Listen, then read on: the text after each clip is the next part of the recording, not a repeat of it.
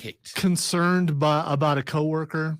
Like as a person? Yeah, well. Do I count as me? No, I wasn't talking about you. I'm not concerned about you. Because you're fine. You just got up late. I'm concerned about one of the guys in the afternoon who I believe might be hurting themselves. And I don't know how to approach it. But the fact that their headphone level is so high, they have got to be going deaf. And it's progressively starting to go up. And I know who it is, but I mean, how do you help someone who you think might be going deaf? It's genuinely hilarious because the guy over here, I swear, has some sort of super advanced hearing. That or every day he turns the volume all the way off for the lulz. So like. You mean the guy who decides to take everything out of program? Oh yeah, that's true. That's surprising you. Got it. Who never did that before, but just decided this is how it should be, and so it is. That guy. Yep, checks out. Got it. Hello, y'all. Happy Wednesday, my dudes. We are halfway home-ish for the week. And what a day we have lined up for you. I don't think we can start anywhere else than by saying I think it is important that we all recognize that sometimes, as much as it is a foundation, as much as it is a cornerstone of this country, sometimes capitalism fails. Okay? It just does. It just does. Joey Chestnut has been barred from the 2024 Nathan's Hot Dog Eating Championship because of his endorsement of a plant-based hot dog company that is not Nathan's. He has picked up an endorsement from Incredible Meats, which makes plant-based... It's impossible, isn't it? Impossible, that's it. Yeah, Impossible Meats. It's definitely not incredible. I'm going to tell you straight up. I've had a lot of their stuff. It's not bad. Yeah, but what's the point? Plants are healthy. No, if you look at calorie content, there's really not any difference. And the other thing is, what's the point? What you're saying is meat is bad, so we're going to make this taste like meat. I mean, it's dumb. I mean, that is of all the opinions, that is one of them. That is an opinion. How much Incredible have you tried? Quite a bit. Impossible. Sorry. Yeah. Yes. I look at Incredible in the mirror every morning, but Impossible. Yes, I've had quite a bit. And there's I believe it's Morningstar, has a brand of like sausage and things like that. Because back in the day when I worked in a grocery store and Ohio or Columbus was a test marketing capital of the world, they would bring in free samples. This stuff's weird. Try Ohio. If anybody's going to like it, Ohio is going to like it. Yeah, if you like it here in the heartland, then they're going to like it everywhere else. The heartland. The heartland, yes. How does Ohio get to claim being the heartland? I don't know. How do you know Ohio gave itself that nickname? I don't even know that that's the nickname. That's what I went with, okay?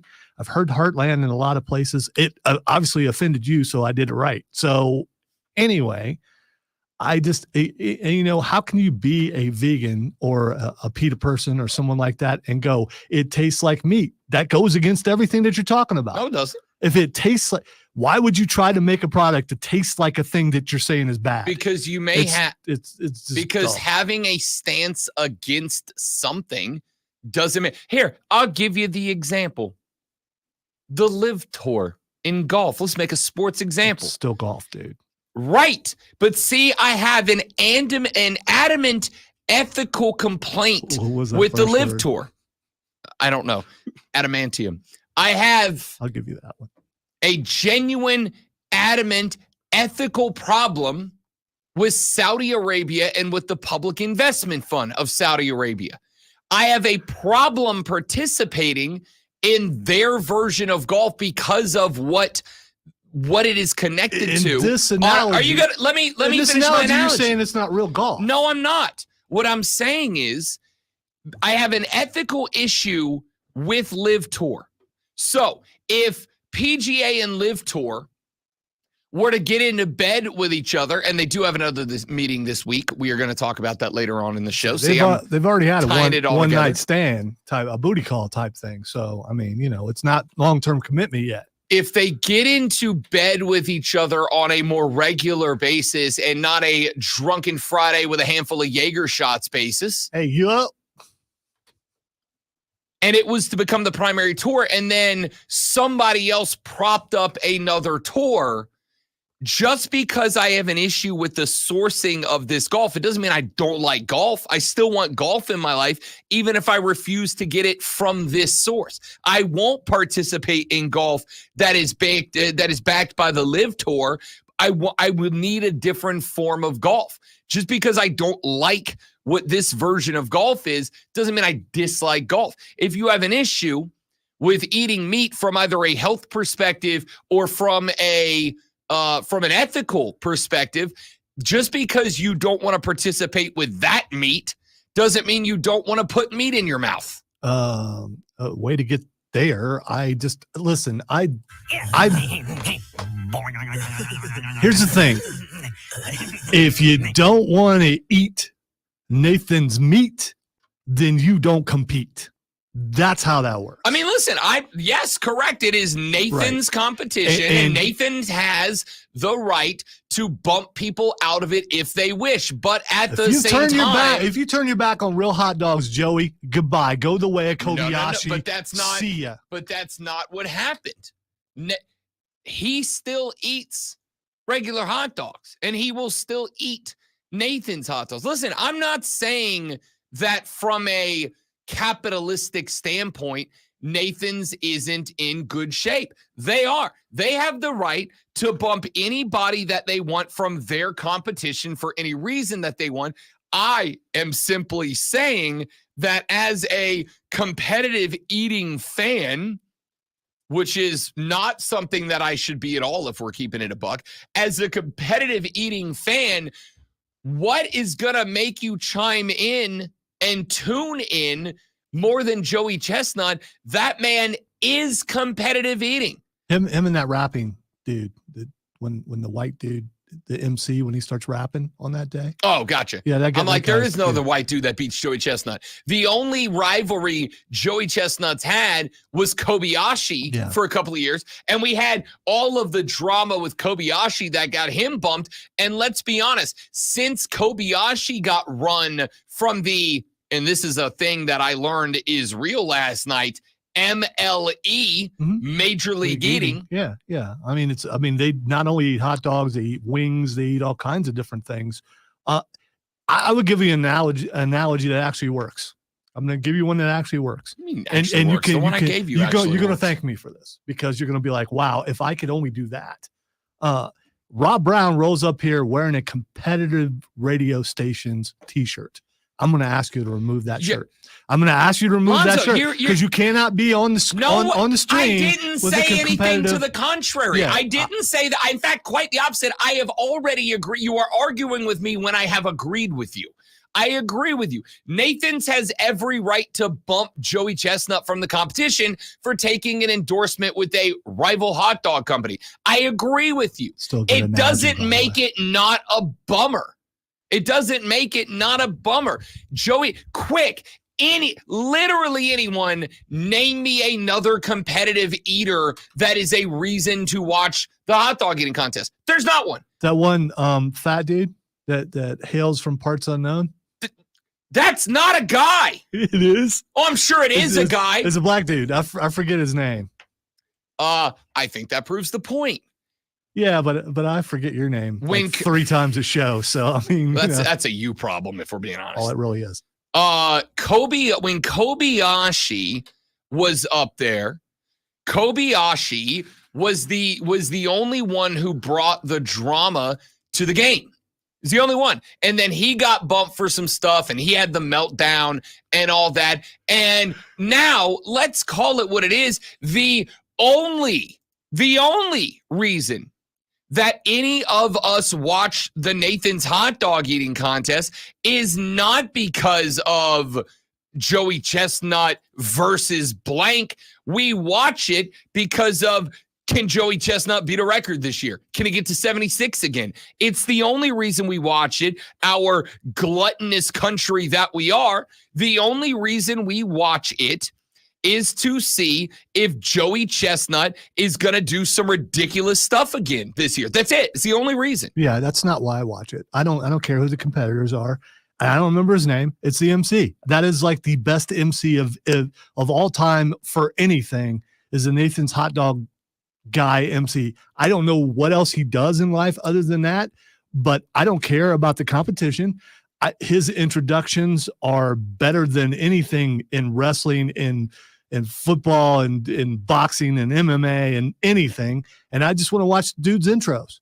And when he breaks into his rap, it is excellent. Sometimes he has a DJ up there. Sometimes he has a co-rapper or whatever it's called, a feature. What's it called when you have another rapper on your project? That's like a hype man? No, a featuring guy. So like if I'm doing a rap and Eminem jumps in with me, that's featuring Eminem. Yeah. So anyway, I watch for that guy, and I'm not being what you think I'm being. I actually watch for that guy. The eating is secondary because the hype man is that good. Okay, good. I'm glad.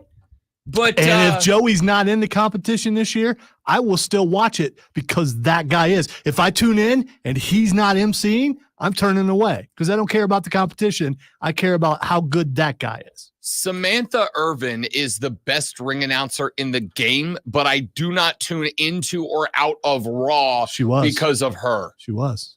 By the way, R.I.P. Akashay. I just watched it last night. Right. That was great. His contract is up. Hers is about to be up. That's why I said she was. I mean, there's other places she can go ring announce. I can tell you how mad I was that Pat McAfee got to step in and be ring announcer too. You can't have everything, Pat. You can't have everything. Leave some room for literally anybody else. He was also just playing soccer.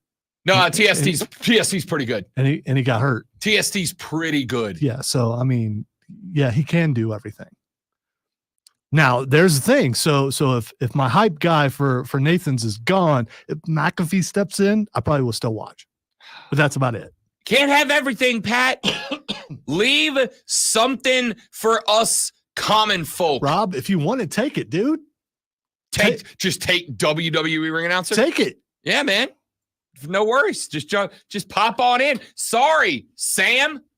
I got this. This is mine now. You got to go. See ya. All right, we got a show. I do have a quick question for you. All right, so you're about to eat a bunch of hot dogs. You've got Impossible over here. You've got Nathan's over here. You're going to go for the Impossible? Did I say anything to the sort? I'm not. I'm just asking you personally. No. I'm a glizzy goat. All right? I set myself up for that. That word I thought was gone. It's not gone. It's never gone. That's what we call them now. That's just what they are. That's all what we call them. Catch up to the times. I'm a glizzy guy. Catch up. All right? That was very good. Did you relish that opportunity? I regularly, well, not regularly right now, but when I get back to where I am, where I want to be, will once again resume to regularly going that way when I leave work. You know what's that way? I'm well aware. Costco's that way. Yeah, I'm not going to give them a free plug. I will. Yeah, I'm not. I'm a Costco guy. Not only am I a Costco guy, I am an executive member. Not a plebe, not a reg, not a normie. All right, not a base level bum. So you're a business? I'm an executive member. You're a business. No, that's corporate member. I'm executive. Okay. All right. I'm Costco VIP. And the reason I am Costco VIP is because the money that I will drop to have the Costco Black Card is made up annually by the number of times I stop on the way home and grab myself a $1.50 glizzy. So this has nothing to do with you proselytizing and trying to get. So how many people did you get to join? No. Let's be real clear. I do not want y'all to join Costco because it makes the hot dog line longer. Well, all right. I hope none of you. It's impossible to get in and out of there. That's the reason why I just gave up my membership. It's not absolutely not. It's not worth the hassle. It's absolutely not. I hope that none of you enjoy the incredible savings in bulk that Costco provides, the wonderful golf equipment that you can purchase at Costco, of which I utilize now and love it, by the way. I hope none of you do it because every time that I walk in there and somebody's at the little membership desk getting their card, I'm like, damn, that's one more person I've got to wait behind in the glizzy line. Dude, you are not hitting the links with Costco stuff. I swear to you I am. Maybe golf balls, but that's it. Golf balls, I am testing out a Kirkland driver this weekend to see if I want to purchase one. And I will tell you right now, I have never hit a more forgiving lob wedge than the Kirkland wedge that I have already purchased. That is the most sports-like thing said in the last 15 minutes. Sir. No offense to competitive eating. I apologize. As somebody who is competitive ate before, it's a freaking sport, dude. It just is. Rip Joey Chestnut at the Nathan's hot dog eating contest. Nathan's, I want you to know, you've made a decision that is perfectly fine. It's completely reasonable. And yet, you have taken everything away from me in terms of my competitive eating fandom. Everything. Back after this on the Rob Brown Show in the Fan Upstate. Rip, Joey.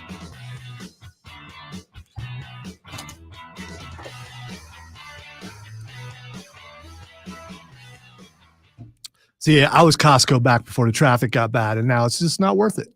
You know, it's not worth it. It's too much of a drive for me to come all the way up here to sit and wait to try to get in and out of the place. I mean, that's fair. Yeah, it's really what it comes down to. My savings are being eaten up in gas while I'm waiting to park or get out of there. Hey, I'm going to throw an away screen up for 10 seconds, guys. Will you guys let me know if it has sound on it, please? Just let me know if it plays music.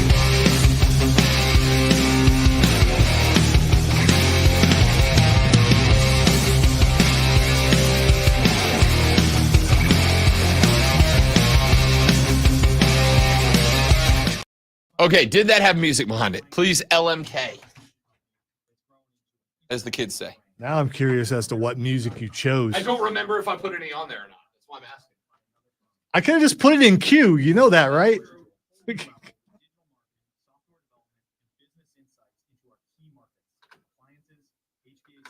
Here, let me use technology and see if I can figure it out. AmericanEagle.com has the resources, experience, and talent needed to produce solutions. Our new technology platform, developed by AmericanEagle.com,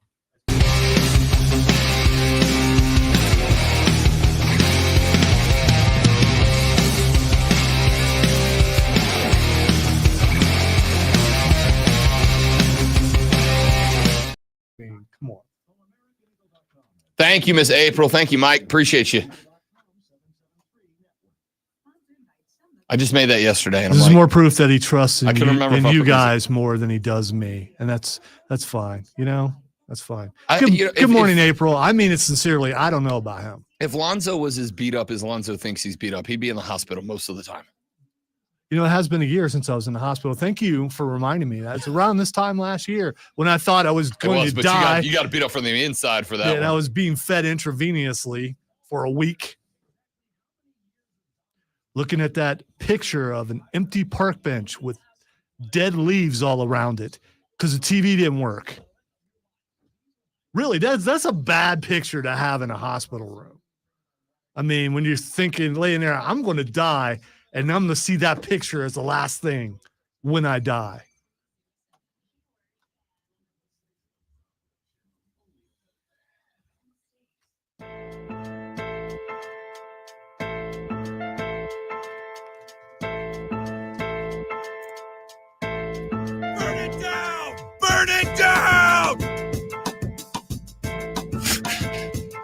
on the stream, which you can watch at facebook.com/thefanupstate, twitter.com/thefanupstate, The Fan Upstate or The Rob Brown Show on YouTube or The Rob Brown Show on Twitch. During the break, we have little away screens that we put up. Alonzo and I do our best to stay on the stream during breaks, but we do step away during some breaks. Sometimes you got to hit a restroom break, or we gotta talk about something that we can't have the conversation about on the air or whatever.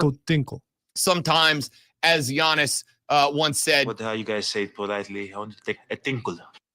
So I made a new one that has Lonzo and I in what is one of the coolest pictures that's just ever been taken, but the background is fire. And during the break, Lonzo said, that's a pretty good accurate representation of the 6 o'clock hour of this show, and nothing's ever been more true. Also might be where we're heading with some of the things we say on the air. So. This is also more than fair.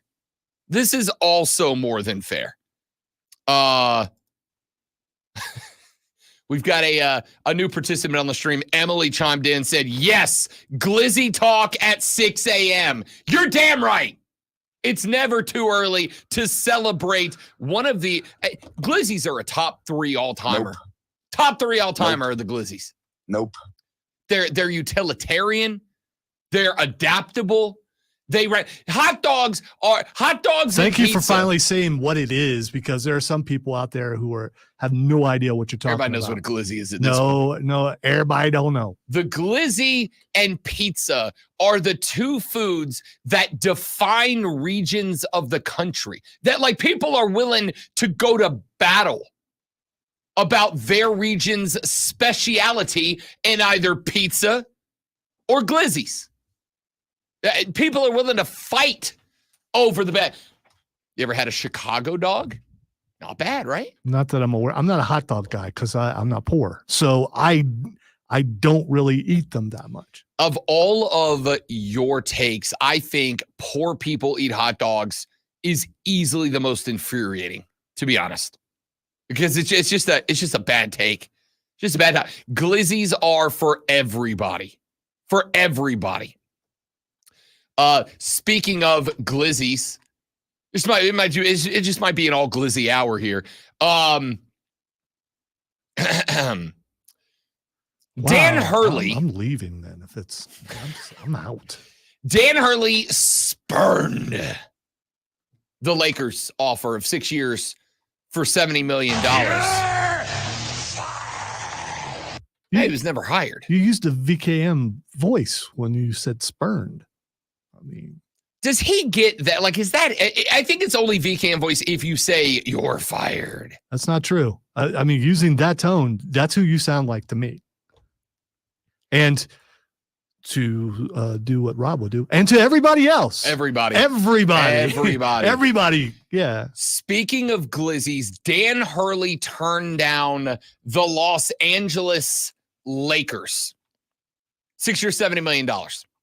And he's going to go back to UConn. He's going to go back to college basketball. The Husky faithful. Wait. The Husky faithful.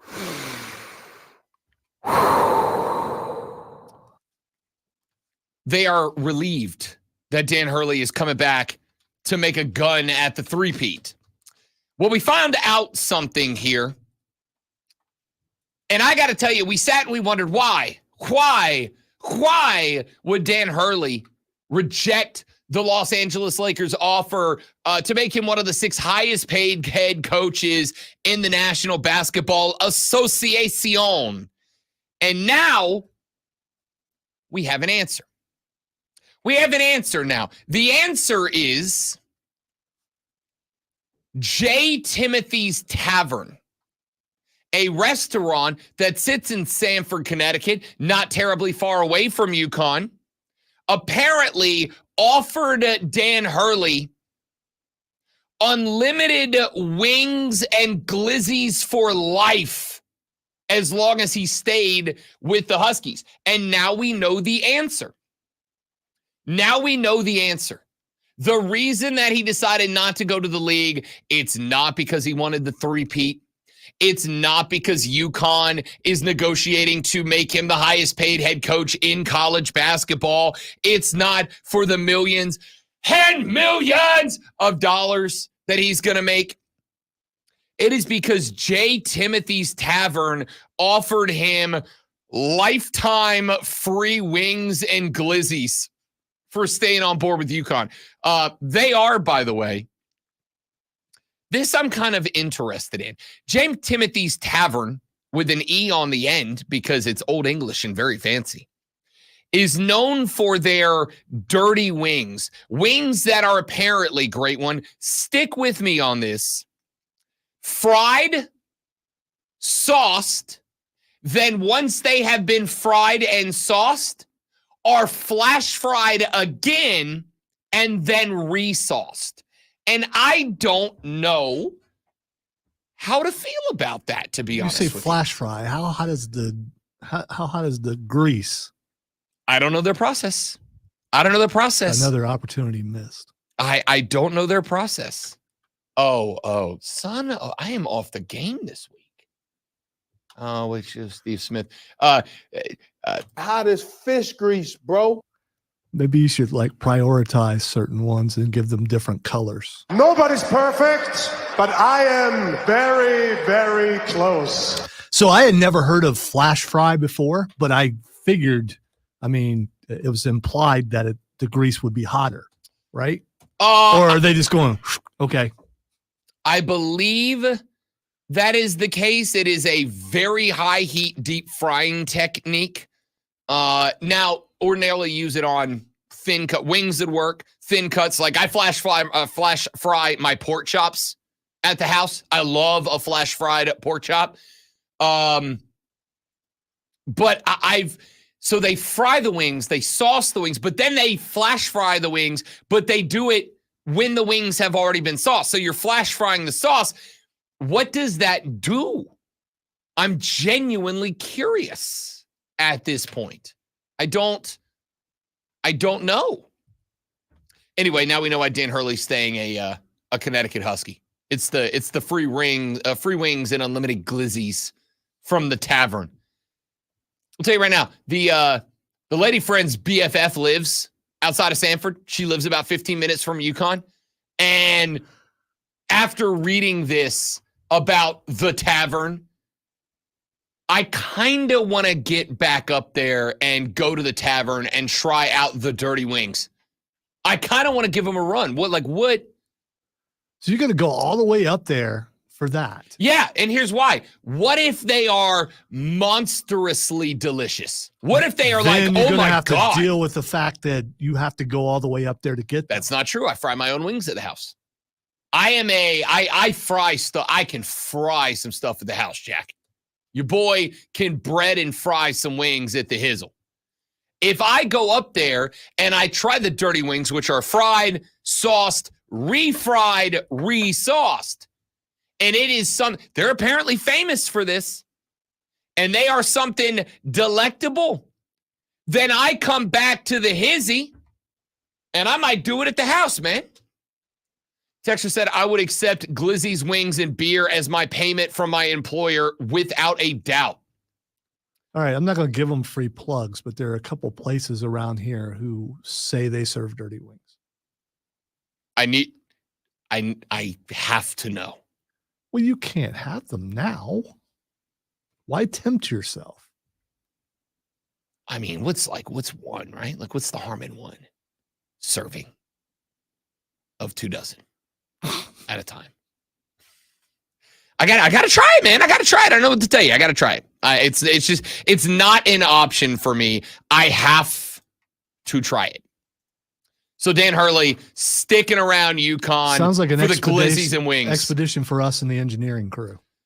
Yes, it is. Go find some dirty wings. Yes, it is. That is remarkably on point. All right. I promise we are going to talk sports on the radio program today. You're talking about Dan Hurley. That was sports adjacent.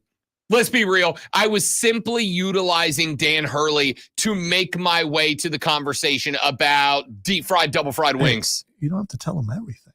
I mean, I don't think it was thinly veiled. I thought it was masterfully done. And then you had to tell them. I don't think so. All right. So coming up on the show today, because we have a lot that we need to get to, aside from glizzies, which, by the way, Texter said nothing slaps more than the double glizzy at the clubhouse before the back nine. That is the truest thing. I wish you children would stop. Get on board, Grandpa. This word bothers me. Get on board, Gramps. We're talking glizzies in the streets. Just hear people turning their radio off right now every time you say that word. Bro, if glizzy is what finally turns them away from this show, I don't know what to say. Don't know what to say. Yes, you are correct, Texter. The turn dog is untouchable.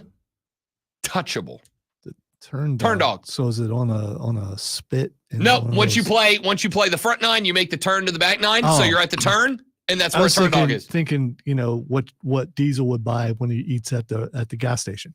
That's what I thought. First off, gas station food, top notch. Top notch. Best boudin I've ever had in my life is at a gas station off the south of I-10 just outside of New Orleans, Louisiana. It's untouchable. It's untouchable. All right? Everybody loves a glizzy. Texas said, I guess I'm getting glizzies with chili today for lunch. Yes, the chili glizzy. Peasants. No. Delicatessens. What? Delicatessens? Is that's the word, right? But that's the dog, you not the people. trying to say delicatessen? Is that it? I don't know. I don't think I've ever used. That's what a deli is. It's short for delicatessen. Right, but like we refer to foods as that, don't we? I don't know.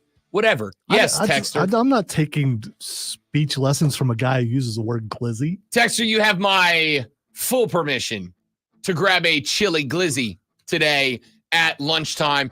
Texter says, what about the bird dog glizzy? Can I tell you how much the bird dogs have grown on me lately? Like, bird dogs have grown on me a lot lately. No, not lately. Before you started on your journey. Yeah. But, like, I'm going to tell you right now, when I get to that 210, because I've decided 210's the mark now, I'm celebrating with the Fat Guy meal, and it's just going to be like a glizzy buffet for one day. Back after this on the Rob Brown Show in the Fan Upstate.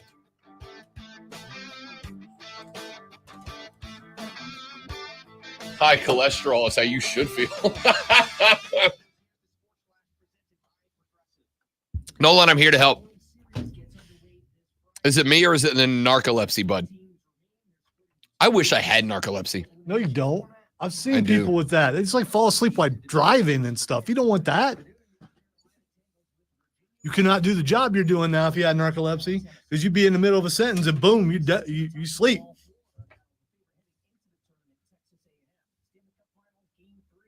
Then have to turn your mic off and put down a napkin or something while you're drooling over there. Sounds like extra work.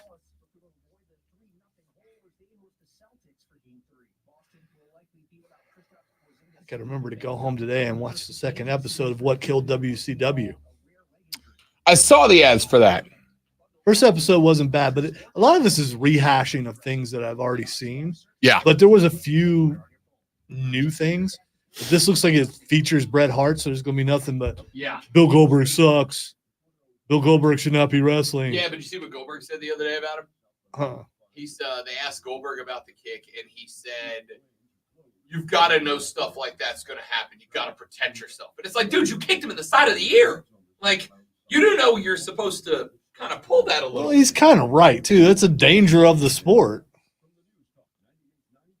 Hey, Bill's back.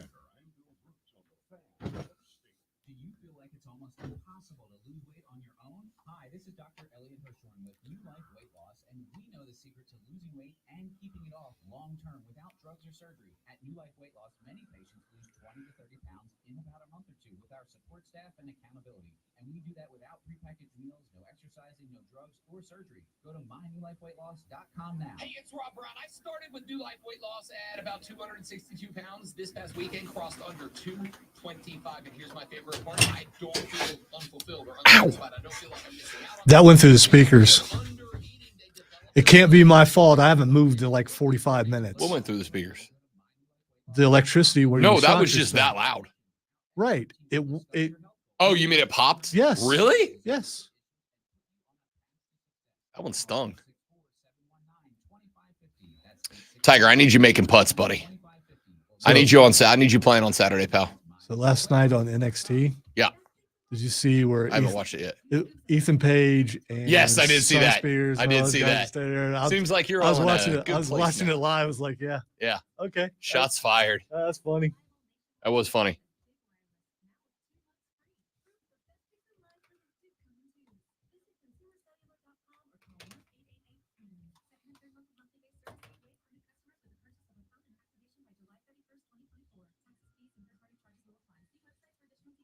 Getting quality employees to fill positions in your company is essential, but finding those people can be a major hassle unless you use ZipRecruiter.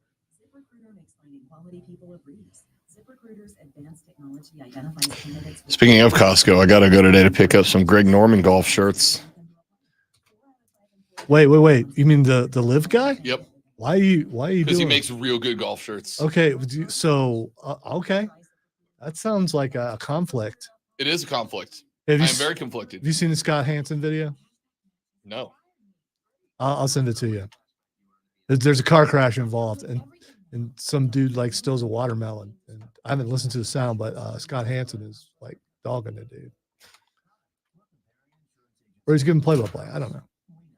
But to help it stick that our local agents are insurance experts, we're going to say local agent 3 times in the next 5 seconds. Local agent. It's one of them TikTokers, so it's only like 30 seconds, 24 seconds. Daggum TikTokers.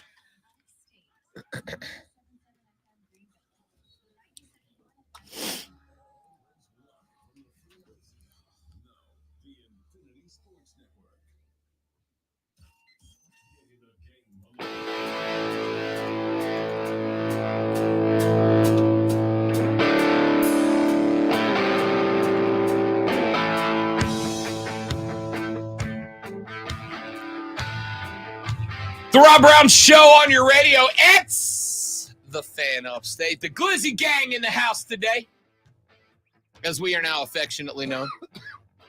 Who's in this gang? I'm not. You and me. No. Glizzy Gang. No. For life. I'm not flashing colors or anything. I'm not into that thing.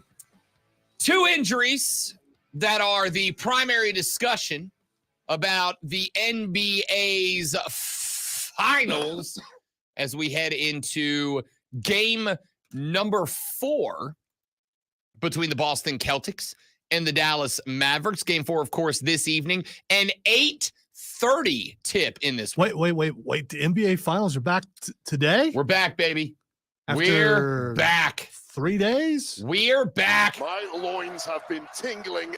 Oh, it's travel time. That's what it is. Okay, because it takes a long time to get from Boston to Dallas by plane. Ratings, by the way, in the tank for these finals. In the tank for these finals, which is disappointing. We'll talk about that later on. But I do want to talk about the game itself as we get prepped for game night. Ratings in the tank enough that I'm like, do I do more than like a segment a day on the NBA finals? Because nobody seems to care. This thing should be just about over. According to you, it is. But still, I mean, as far as time-wise, it should almost be over. Dallas is a 2.5-point favorite tonight. And I got to tell you, I am slamming Boston. What is the normal home 3. court event? Okay. 3. Well, So I know what it is in football, but I Yeah. thought it might be different in basketball. It's 3-3. It's 3-4 in basketball. And so this is basically a toss-up game, according to Vegas. Dallas getting a little love for being back at the Hizzle. 2 injuries that right now are being discussed as potentially game-changing. The first is, of course, Kristaps Porzingis. Porzingis has this is what they're calling it, because they have not been specific about what the injury is. A rare injury to his left leg. That's all they've given us. It's a rare injury to his left leg. Poof. I got nothing. I do not know what that means. A rare injury to his left leg that has downgraded him to questionable for this evening's contest. Now, of course, Luka was questionable for last contest, and he went. They have multiple ingrown hairs. What is a rare? I mean, Don't know. That's why I'm very intrigued, because on one hand, especially after game 1, It feels like that would be a big blow to Boston. But I would also point out, they lost Kristaps Porzingis after 2 games in that Miami series. They did not have him for the back half of that series. They did not have him for Cleveland. They did not have him for Indiana. And they were fine. They were fine. However, none of those teams, with the exception of Bam Adebayo in Miami, none of those teams really had a rim protector. Dallas has got 2. On the flip side, Dallas's rim defenders, Texter says it's game 3, not 4. Yeah, I know. I'm dumb. It's early. I'm dumb. I'm on the struggle bus today. Thank you, Texter. I'm an idiot. What do you want me to say? Dallas has 2 rim protectors. Appreciate your help with keeping them honest. Thank Yes, you, sincerely. Texas. Yeah. I'm an idiot. They have 2, although neither one of them, neither Lively nor Gafford, has really been a factor in this series so far. And my question is, without Porzingis out there, do those 2 come back into the fold as a factor? Did Kristaps Porzingis playing 20 minutes, 21 minutes in game 1 and 28 minutes in game 2, did that remove Gafford and Lively from the equation, or did they just disappear in the finals? Derek Lively is a rookie. Do you remember back in the day, and some people are still saying this is the reason, when Draymond Green went out with Golden State, and then Cleveland was able to, win the whole series? Is Kristaps that kind of important? I mean, on one hand, common sense says yes. On the flip side, they got here without Kristaps Porzingis, and it was not a problem. They walked to the finals. I heard you do this, talked about how easy it was up to this point as far as competition. It was. So they didn't need them. I don't disagree with that either. But they're up 2-0 on Dallas, and both wins have been, to me, convincing. They've covered the spread both times. I'll give you the first one. The second one wasn't convincing. It's and I don't even know about the first one because they were up that much and Dallas got back into the game. Again, I think you're ignoring the context of the final score. I think you're dialed in on the 21-point lead. Wait. So the final score matters? I mean, it does in that they went up 1-0, but the context of how they arrived at that final score is important. This is why there was a gentleman that I used to work with, and I butted heads frequently with this host over the concept of it being a requirement. All right, butting heads is not or you just like the word butt? It's butthead.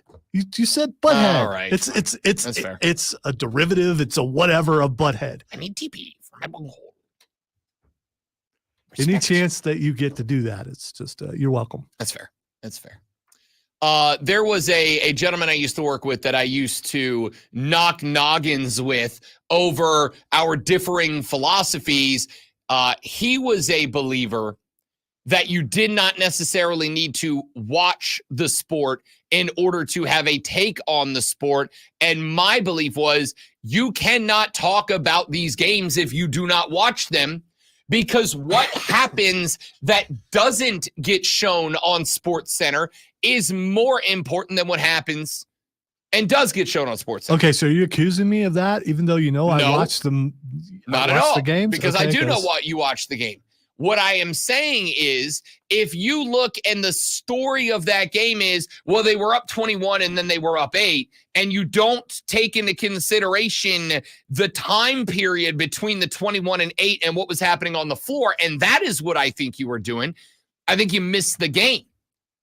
And I think what happened from the 21-point lead evaporating to the 8 is more on Boston taking their foot off the accelerator than it is on Dallas doing anything special. They didn't do anything special. All right. To me, maybe it's because I'm so positive. I saw the tenacity of a team that was down so much and could have just quit and did not. They worked their way back into the game. Were they able to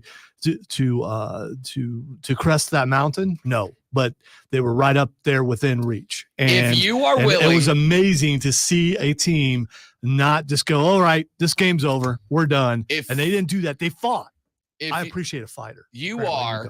And I respect this, because like if there is anything you can say about Lonzo, he always wants to see the best.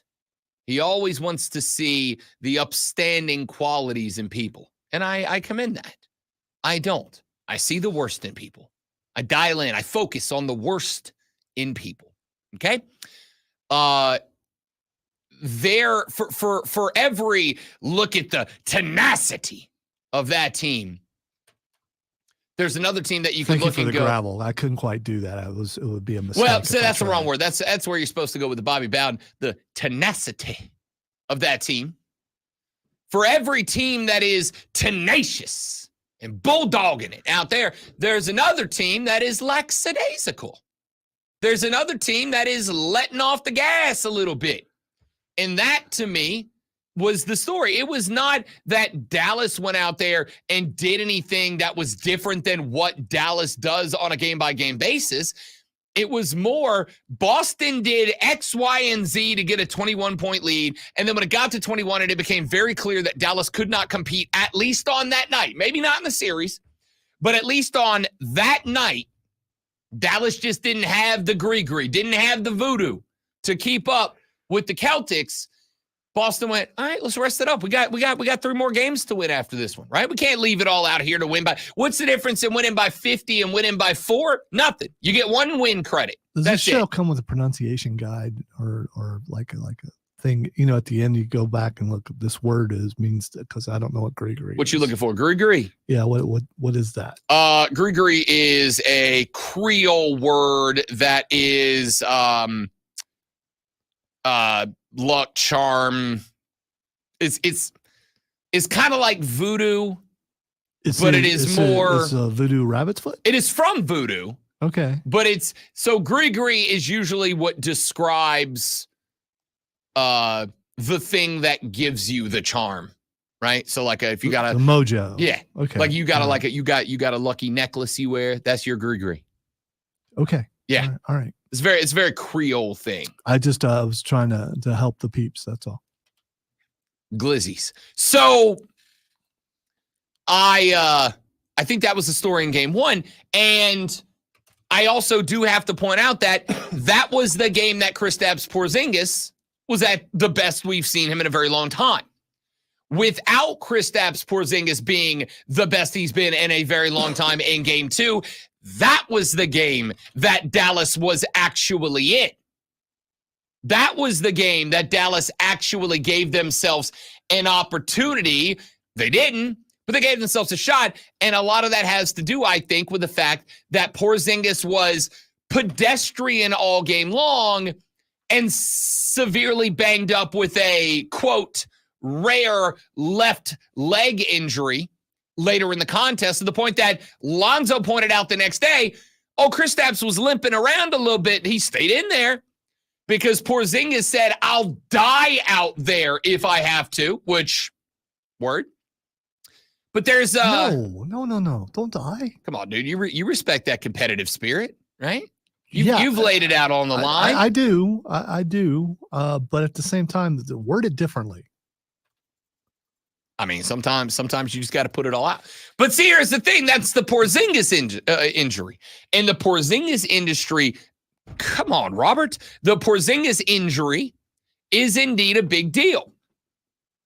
However, there's another injury. This one for the Dallas Mavericks that I wonder what role it plays in this evening's contest. And that injury is Luka Doncic.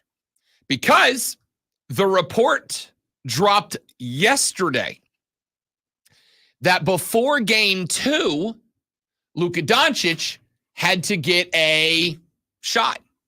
And I don't know what the shot was. I don't know if it was cortisone or a numbing agent, a numbing thing like the dentist gives you. Well, anesthetize is the verb. Right.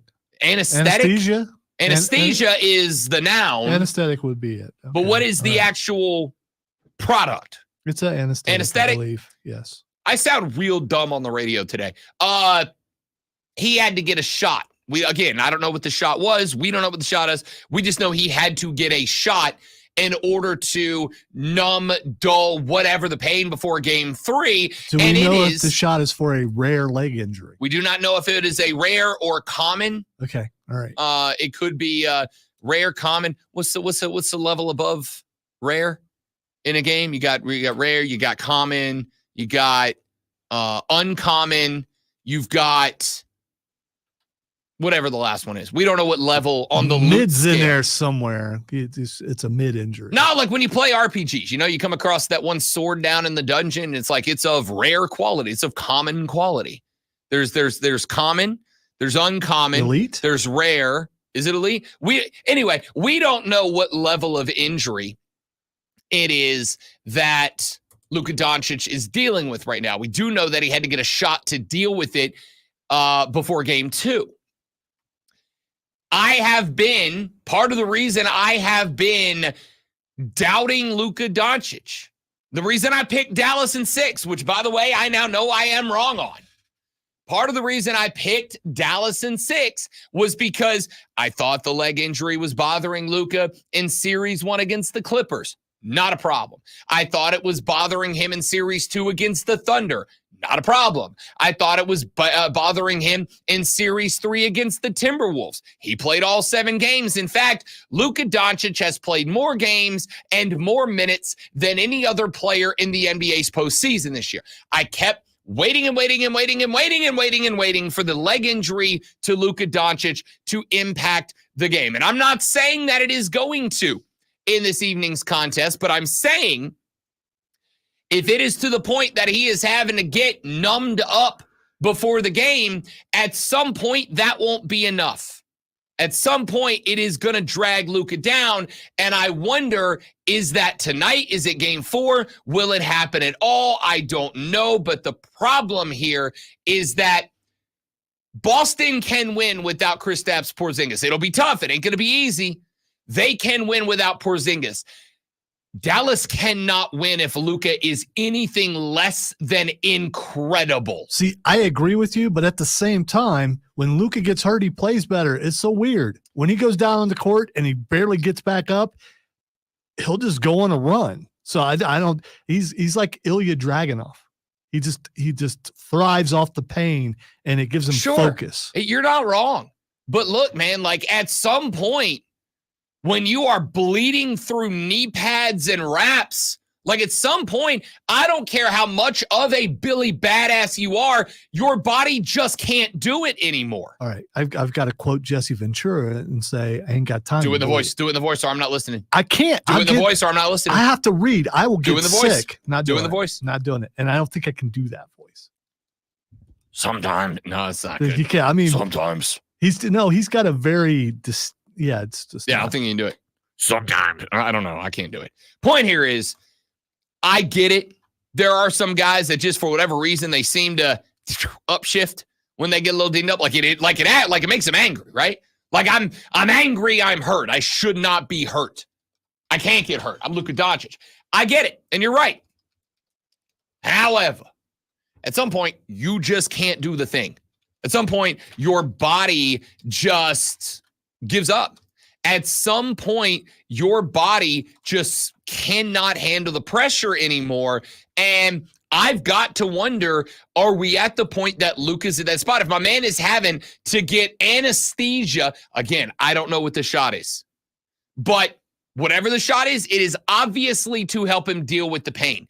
If he is in enough pain that he's got to start getting shots, he's got to start getting jabbed just to go handle a game 2, what happens in game 3? What happens in game 4? What happens in game 5? What happens with the wear and tear of an NBA finals with the travel mixed in there starts to catch up with that injury? The answer is, but I think both of these injuries could have a big time impact on game number 3. We'll break this game down more later on in the radio broadcast. The guy that plays hurt every day, so hurt, he can't do a Jesse Ventura voice, but he's going to anyway read this sports flash like he's paid for it. Because he is Lonzo. Yeah, and I'm going to give you. Never mind. Give me what I want. I had a pay joke. No, I'm not doing that. Five-time Nathan's Hot Dog Eating Contest champion Joey Chestnut Trader has been barred from this year's event by Nathan's after a dispute over his sponsorship of a vegan meat company that Nathan's considers a competitor. Chestnut has endorsed Impossible Foods that makes plant-based hot dogs. Chestnut has won the event 16 times, including the last 8 in a row, and owns the top 10 performance of all time, including a record 76 dogs and buns in 2021. The reigning WNBA champion Las Vegas Aces have lost their third game in a row for the first time since 2019 after a 100-86 loss to the Minnesota Lynx. Hey, tune in this afternoon from 3 to 7 for our still brand new local show, Wire to Wire. Cole Bryson and Dees will get you up to date on the latest local and sports news, all Wire to Wire.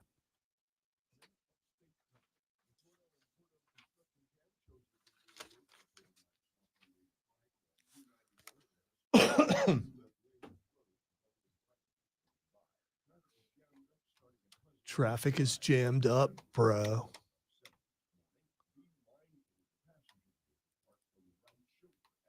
Yes. Pay attention to that.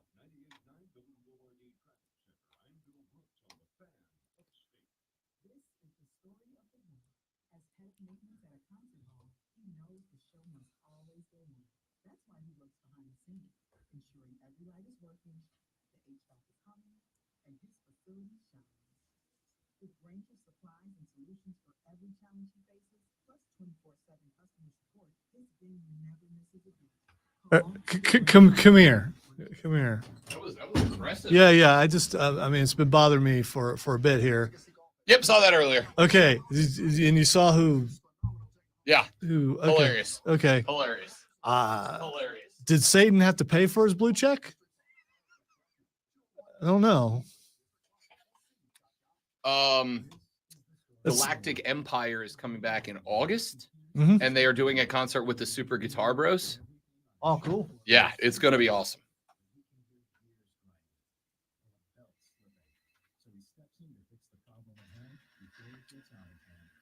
I don't know if I've told you this. One of Courtney's best friends just moved back here from Arizona, and her husband is a member of the 501st. And You did tell me. Did I tell you? there's- Yeah. so he texted me yesterday, and he's like, "Are we going to this?" And I'm like, "Yeah, dude, we're buying tickets Friday. Are you coming with?" He goes, "Yeah, let's get your Stormtrooper armor done by then." Oh, you saw.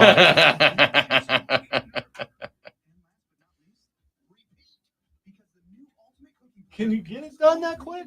He's got a 3D print. He's got his own 3D printer. Right. I wonder how much the materials would cost for that. There was a celebrity softball game in Cleveland, and a good number of the Browns were participating in it. So they have this old lady that hits a ball. I saw. You see it? Yeah. Do you see them do a celebration after they get her out at first? So good. So good. Yeah, you just like it because she's Yup. old. Yeah. Stun on them.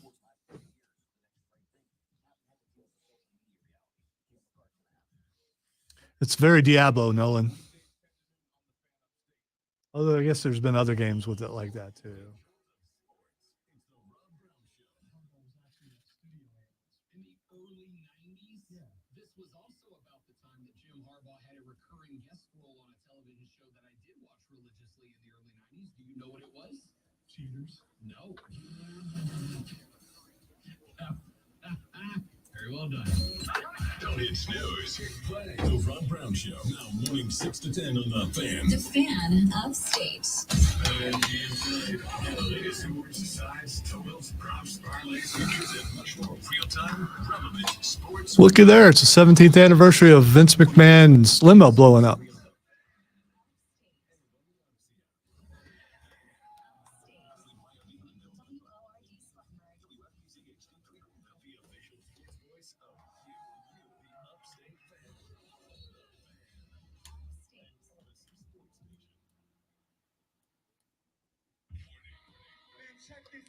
New Life, first break.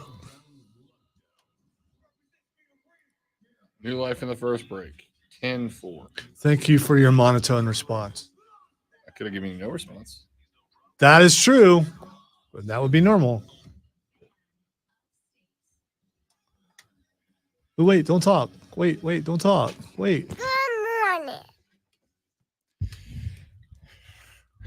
Hour number 2 is the Rob Brown Show. Starts here on the Fan Upstate. Robin Lonzo with you. Lots to get to, lots to talk about on the radio program today, including more lamentation for the loss of perhaps America's most elite athlete. No, I am not talking about Scotty Scheffler. I am talking, of course, about Joey Chestnut, banned from the Nathan's hot dog eating competition this year. Now I got to get that Arnold Schwarzenegger and the lamentations of the women. See your enemies cower before you. Hear the lamentations of their women. It's a shame, is what it is. And now I really just want to go watch that scene with Donald to see your enemies crushed beneath you. What? Okay. I'm not going to sit here and Conan go off on is that, it's a classic, dude. it is. I mean, do not disparage Conan. The Destroyer, that's something totally different, but the Barbarian, really good. All that matters is that two stood against many. All right, a lot to get to in this hour of the radio program. We'll do some more NBA Finals talk today as we get set for Game 3. This one in Dallas. And the Mavs must get back in. Mr. Swift says all the talk about his imminent retirement is just that, talk. He wants to play, quote, until the wheels fall off, end quote. They asked him about an increased workload this year, and he said, load me up, baby. Why would his workload be? I mean, they got because he's busy gallivanting around the world. Okay, all right. I thought they were talking about on the field. He's famous now. Oh, wow. He's finally been put on the map. When did that happen? When he started dating Tay-Tay, man. Who's that? When he started dating Tay-Tay. So you're saying he was never famous before as being maybe. I'm just saying, Taylor put him on the map. In some people's eyes, including mine, the greatest tight end of all time. Let's not go crazy. One of the. I'm good with. So what's your phrase? GOAT so far? So far, for sure. Yes. We'll talk about that later in the show. We got to talk about this PGA Tour Gronk Live Tour people, meeting. I got 2 words for you. Hell yeah! I couldn't find it. And if you're not down with that, we got 2 words for ya. So we'll get to that later on in the show. We got to get to the Live PGA. They are set up for another meeting. Rory McIlroy and Tiger Woods have both commented on that. We'll talk a little bit about the U.S. Open at Pinehurst this weekend. Prison Scotty is going to try to get win number 6.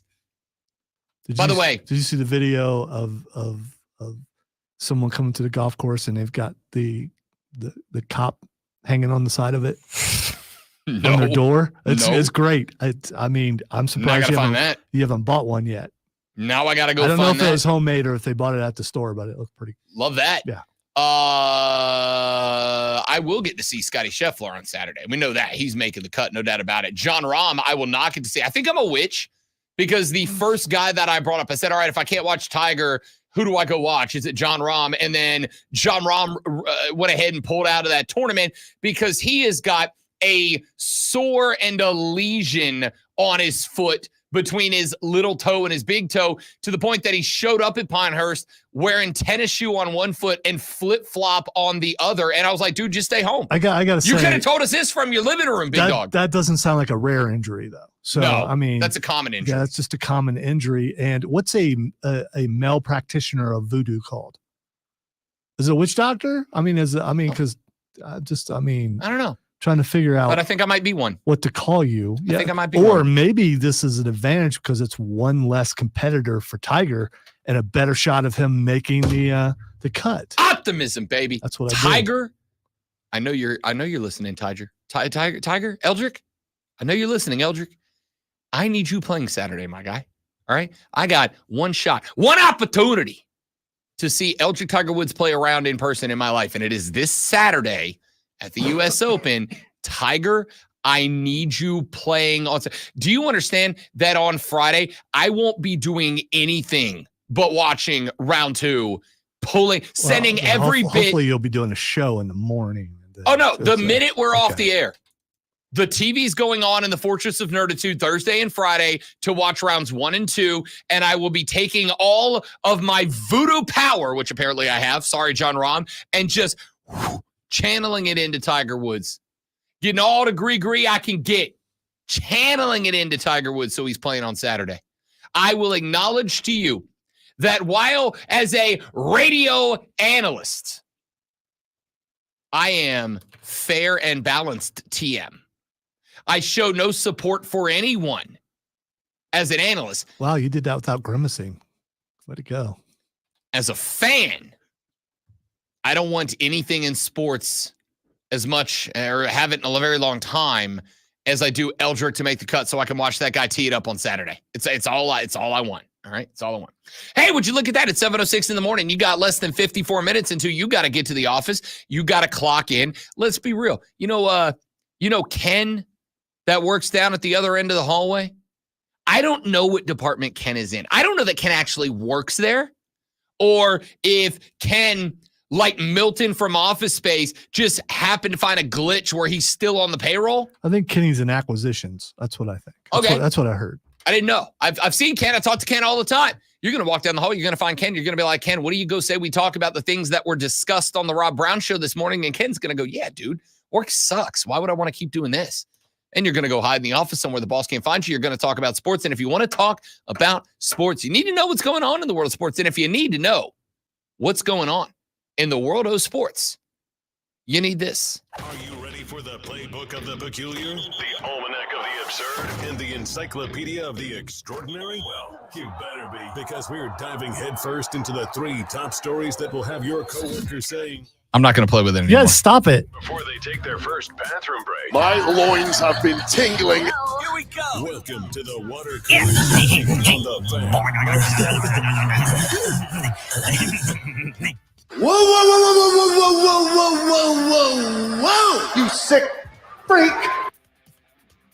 Water cooler cheat sheet, top 3 sports stories you need to know before you get to the office for this lovely June 12th, 2024. Let's dive right in with item number 1. Sorry, premature. It happens when you got it. That is not the clip I wanted to play right there. Not at all. Nope. Thanks, Darby.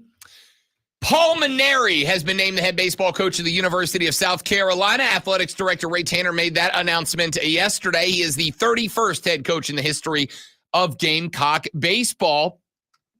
Paul Maneri's first order of business, announcing the retention of associate head coach and hitting coach Monty Lee, and the addition of pitching coach and recruiting. So what it was is we had to do some recruitination. And so we was able to bring in some people who are a little iffy, but, they're good for the team. That's what's happening when you're doing the recruitination. Yeah. There's just days you hate yourself. And today's that day for me. Recruitinator, the guy who coordinates the recruits, a recruitinator. That's just a thing we say now.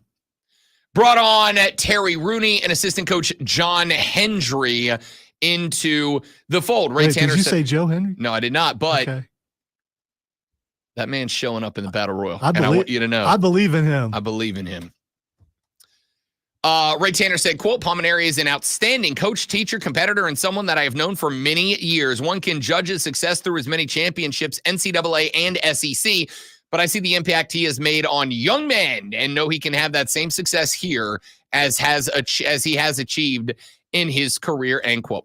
Maneri is the active leader in career wins in Division I baseball with 1,505. Guided LSU to a 2009 national championship, a 2017 runner-up finish. He has made 6 College World Series appearances, 5 of them with LSU, 1 with Notre Dame, won 4 SEC championships, 6 SEC tournament championships, and 10 NCAA regional championships. Maneri is a 2-time SEC Coach of the Year and a 4-time National Coach of the Year, which means that twice he was the National Coach of the Year, but not the SEC Coach of the year. Maneri spent 15 seasons at LSU, as we have mentioned. During that tenure, LSU captured a remarkable 31-team championships, including the 09 NCAA title, 9 NCAA regional championships, 5 super regional championships, 4 SEC conference championships, 6 SEC tournament titles, and 6 SEC Western Division crowns. In 11 of his 14 full seasons at LSU, the 2020 season obviously canceled after only 17 games due to COVID, Maneri led the Tigers to at least one team championship. Maneri is 1505, 77, 7, and 8 all time in 39 seasons of collegiate coaching. Before he got to Notre Dame, he was also at St. Thomas University and Air Force. He has guided teams to 46 team championships, 31 at LSU, 15 at Notre Dame. So a big hire there. And I've said before, and I shall say again, this is, as far as I am concerned, a pivotal hiring for Ray Tanner. It is a pivotal hiring for Ray Tanner because there are, I think it's fair, question marks about Shane Beamer at this point. Now we got to figure out if Tanner can't get baseball right, knowing everything about Ray Tanner and his history with Gamecock baseball, if he can't get this one right, if Paul Maneri, who is 66, coming off of multiple years of retirement and has not been in HC since the NIL and portal era began, if he is not the right guy, I think it will be fair to start having questions about not just the coaches, but about Ray Tanner himself. We'll find out. It wasn't the only move the Gamecocks made yesterday, as Ashley Chastain, a former Gamecock student athlete and grad assistant, has been named the 11th head softball coach, according to Ray Tanner. Tanner said, quote, Ashley Chastain is the right choice to take our softball program to the next level. She has had success in every stop of her coaching career. It is exciting to bring back a South Carolina alum to lead our softball program. Chastain returns to the Gamecocks after serving as head coach for the Charlotte 49ers for the last 5 seasons, where she led her teams to a 154-96 overall record, a 62% winning percentage, a 65 and 32 conference mark, and 2 NCAA postseason berths. So a couple of big hirings yesterday for Ray Tanner. We'll see how those work out. Let us get to item number 2. Game number 3 is item number 2 on the water cooler cheat sheet, as Dallas and Boston will resume the NBA Finals this evening, this time in the Big D. And I do mean Dallas. The Mavericks will be playing the role of the home side this evening as they host the Beantown Celtics in game number 3. But the story is not that the game is happening. The story is the 2 players that are battling injuries right now. On one hand, Kristaps Porzingis suffered what is being described as a, quote, rare, end quote, leg injury to his left leg sustained in game number 2, a leg injury that is unrelated to the injury that caused him to miss quite a bit of these playoffs so far. Played in just a couple of games against Miami, missed all of the Cleveland series, missed all of the Indiana series, made his return for the NBA Finals in game 1, had a phenomenal game 1, was sluggish in game number 2. How much of that was due to injury? How much of that was just ring rust? We don't know. We may find out tonight. It is Luka Doncic, the star, the heartbeat of the Dallas Mavericks, that the Mavs are concerned about. It was reported yesterday that Luka Doncic did have to get a shot to the leg in preparation for game number 2. You will remember that he was downgraded to questionable right hours before game number 2 tipped off. He got the shot. He did go out there and play. He put up a 30-point triple-double. It was not enough, as the Mavs fell in that one as well. Luka is expected to go tonight. He is not listed on the injury report directly, at least not yet. as anything short of probable. We will find out what, if any, impact the two injuries to Kristaps Porzingis and Luka Doncic have in game number 3 tonight. Let's get to item number 3. I have bounced back and forth about which of these two stories should be item number 3.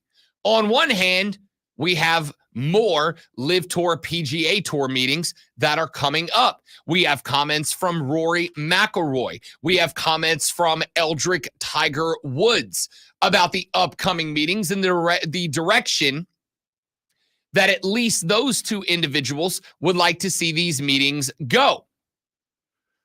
But that is not what I'm going to go with item number 3. Instead, I am going to go with a story that rocked America yesterday.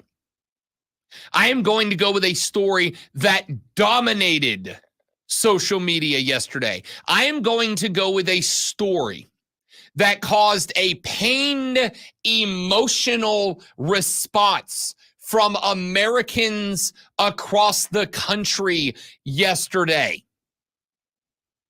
Joey Chestnut has been banned from the Nathan's hot dog eating contest. Now, you may say, Rob, why would you make this item number 3 over the PGA Live Tour merger? The answer is because the water cooler cheat sheet is designed to catch you up on the 3 top sports stories that you will be talking about at work today. And if the reaction to this announcement from yesterday is anything to go by, it might be the only thing that you talk about tomorrow. And don't tell me competitive eating is not a sport. Major League Eating is a thing. And it is a thing for a reason. So, Joey Chestnut picked up an endorsement from Impossible Meat. Impossible Meat is a company that makes a meat-like substance out of plant. It is designed to be a meat substitute that allows vegetarians and vegans or folks who believe that plant-based meat is a better alternative to actual meat, whatever your reasoning. It places something on the table so that you can still knock down a glizzy while maintaining your stance on meat, whether it is for ethical reasons or health reasons. Joey Chestnut picked up an endorsement with the incredible Impossible Glizzy Company. And Nathan's, who is, of course, the sponsor of the 4th of July hot dog eating contest, said, no, bro, you can't pimp another glizzy and still show up and put our meat in your mouth and think that's okay. Please stop. Talking about the water cooler cheat sheets item number 3? I can't. This is important to the people. Stop pimping your glizzy because it just doesn't sound family friendly. I'm not pimping my glizzy. Joey is out there pimping plant-based glizzies. And Nathan's, of course, the most popular of all of the regular meat glizzies, is saying, no, bro, you can't pimp the other glizzy and still show up and eat our meat. Can't do that. So he's out of the 4th of July hot dog eating contest. And aside from the hype guy who does the intros, what a mistake, because what else am I watching for? We tuned in to the 4th of July glizzy eating contest for one reason and one reason alone, and that's to see if Joey C was going to knock down another world record. By the way, he currently holds the record at 76 glizzies and buns. Hey, Rob, let me give you some grandpa wisdom. It's a work. It is not a work. It's a work. Look at all the publicity he's getting. And then suddenly Joey's going to relent or Nathan's is going to relent. He's going to show up and all will be right in the world, especially in the United States on July 4th when we celebrate our freedom. It's a work. Everyone is talking about this. Everyone. It's a work. Lonzo believes that any story that breaks, that gets publicity, is a work. If you do anything that generates publicity, intentional or not, it's a work. Unless it's a rare leg condition, that's legit. No, it's a work. It's a work from. Oh, it's rare. No, it's a work. As someone from, who grew up one day, woke up one day with a hole in their leg for no reason, which I showed you. You were very unhappy. and we with that. talked about it on the air. Yeah, because it was a work. No, It was a work. No. All right. See, You did it for attention. You're It's a trying to work. do this thing where Where I use your logic against you. no, where we Yes, I already am. know as an outstanding member of the sports media, you are already informed of the work, and so you were told to push the work. And now that I'm onto it, and you're a Illuminati brethren, you're going to try to put it on me. But we all know it's a work. It's not a work. It's not a work. It is a direct result of a marketplace competition between two glizzy companies, one that makes their meat out of plants and one that is meat. Joey Chestnut went with his glizzy of choice, which is, of course, and fairly, the one that paid him for it. It's a work, brother. And Joey Chestnut got the boot from the Nathan's hot dog eating competition. It is a sad, sad day for all of America. Texture said, what the is a glizzy? It's annoying hearing that word. It's very annoying. And because I've showed that I find it annoying, he will say it 10,000 times, which I deserve because I do the same thing. So, but still. A glizzy, Texter, is a hot dog. It's not. A hot dog's a hot dog. A glizzy is a hot dog. And Lonzo, hater of hot dogs, does not have a place in this conversation. All right? You don't like them. You insult them. You come after those of us that love the glizzy. You don't get say in what we call them. Okay, you're right. Why should I care about the lessers who eat hot dogs? Peasantry. Exactly. Peasantry. Texture says, Chris says, we have reached our glizzy quota for the year. We did that like 6 months ago. Maybe more glizzy talk when we come back on the Rob Brown Show in the Fan Upstate. All right, guys, got a live read right here. We'll be right back. Stay right there for me, please, and thank you.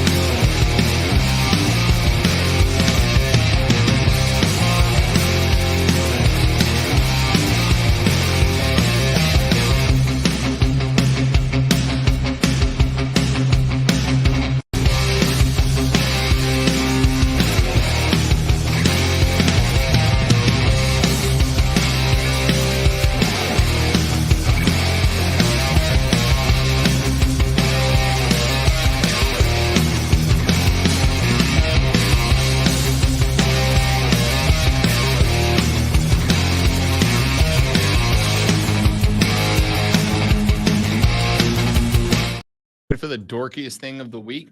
Yesterday, I found a company that you can pay for. It's like booking a vacation, except for you go on archaeological digs. Isn't it? And you can pick, like, do you want to go on a dinosaur dig? Do you want to go on a heritage site dig? Do you want to go on like a like an indigenous peoples dig? But they take you on an archaeological dig. And I'm like, yo, you're going to let me go dig up actual dinosaur bones? Yeah, I'm absolutely doing that.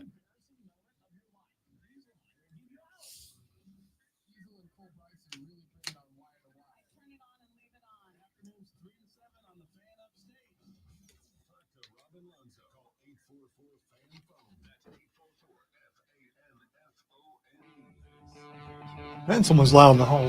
Or is that you listening to your phone? I was listening to my phone.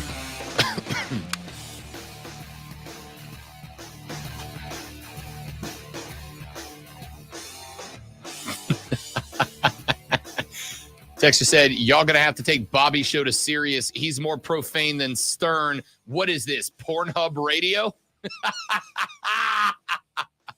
You know me, just out here being the degenerate that I am.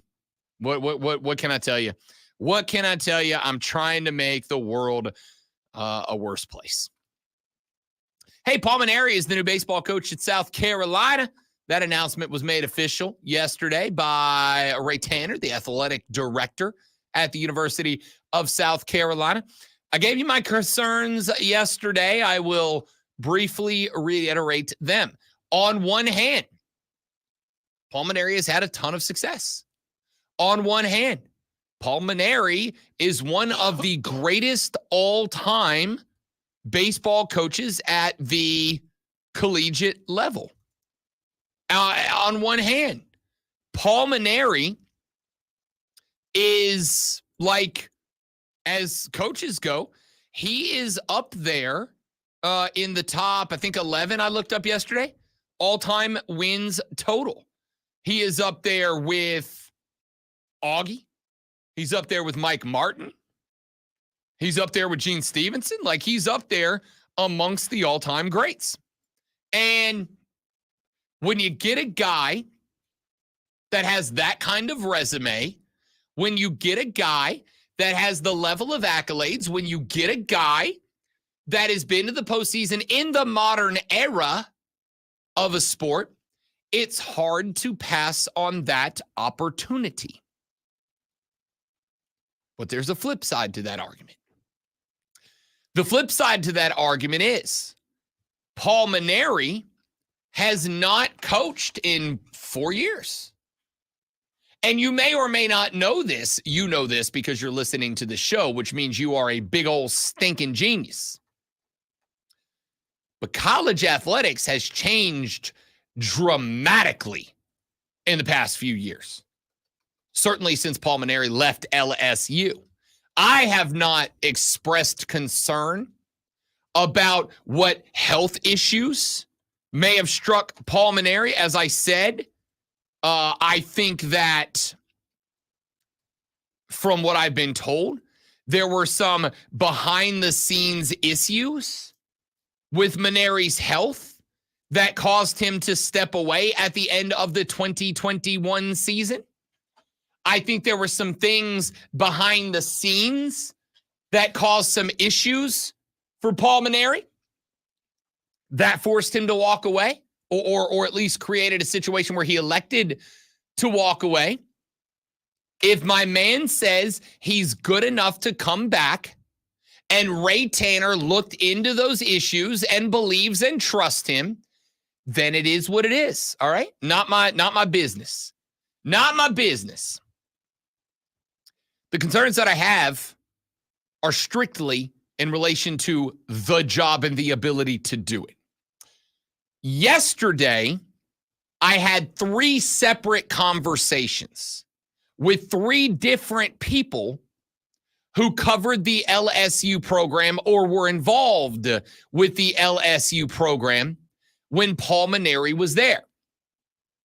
And I can tell you that unsolicited mostly, all three of them said that there was one very interesting trait that they saw in Paul Mainieri. All three of them said to me that Paul Mainieri will absolutely be a friend of the show. They all three said that Paul Mainieri very, very much cared about making sure that the LSU baseball program was seen in as positive of a light as is possible by the local community. Paul Mainieri will do every radio interview he is asked to do. He will do every TV interview he is asked to do. He will show up at every event that he is asked to show up at. Every one of them said fans will love Paul Mainieri because Paul Mainieri loves the fans. Good.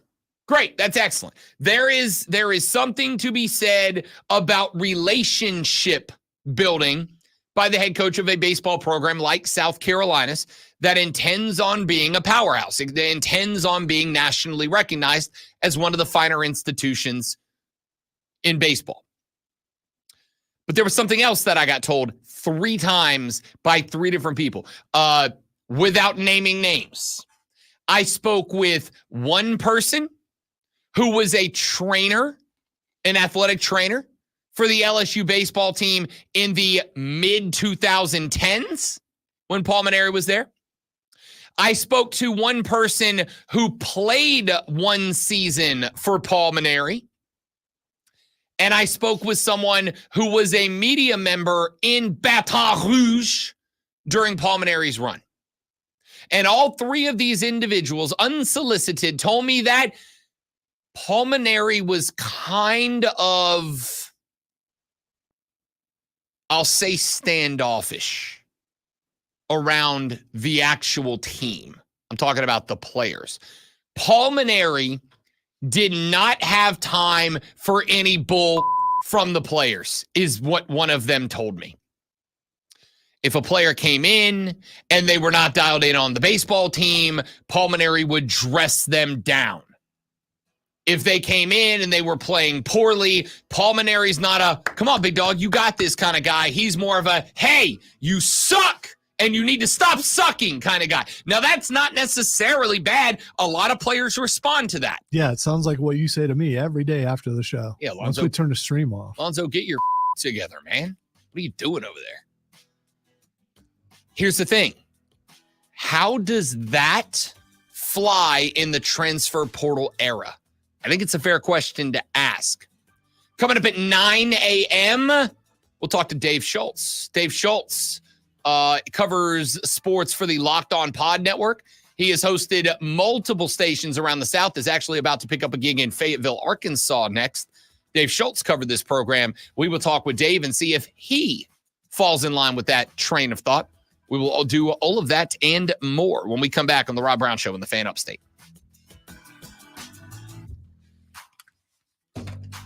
Mario done? I knew I'd double book something.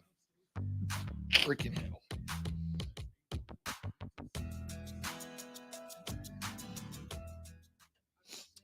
You're welcome. Thank you.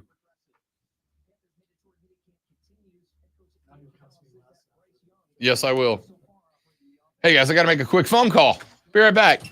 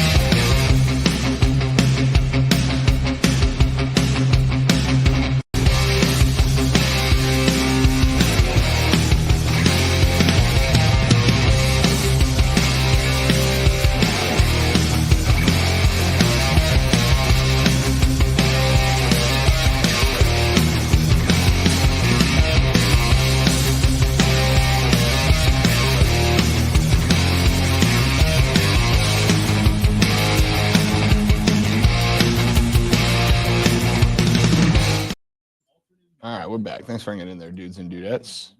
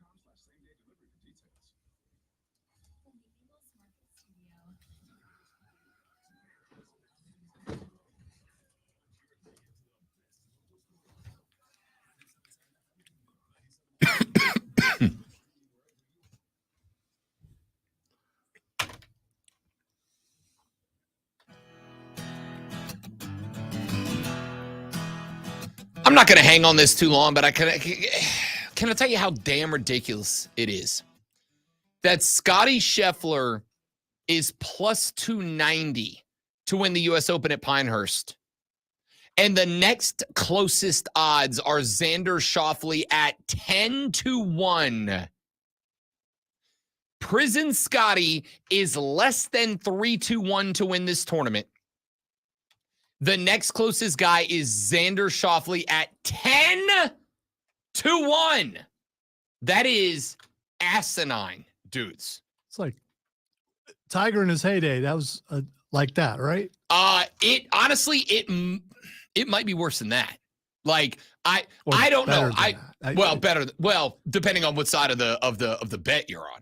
I will tell you that I was not really dialed in to the sports gambling when Eldrick was at his top notch, when Eldrick was dominating. By the way, just to put into perspective what Scotty is doing right now.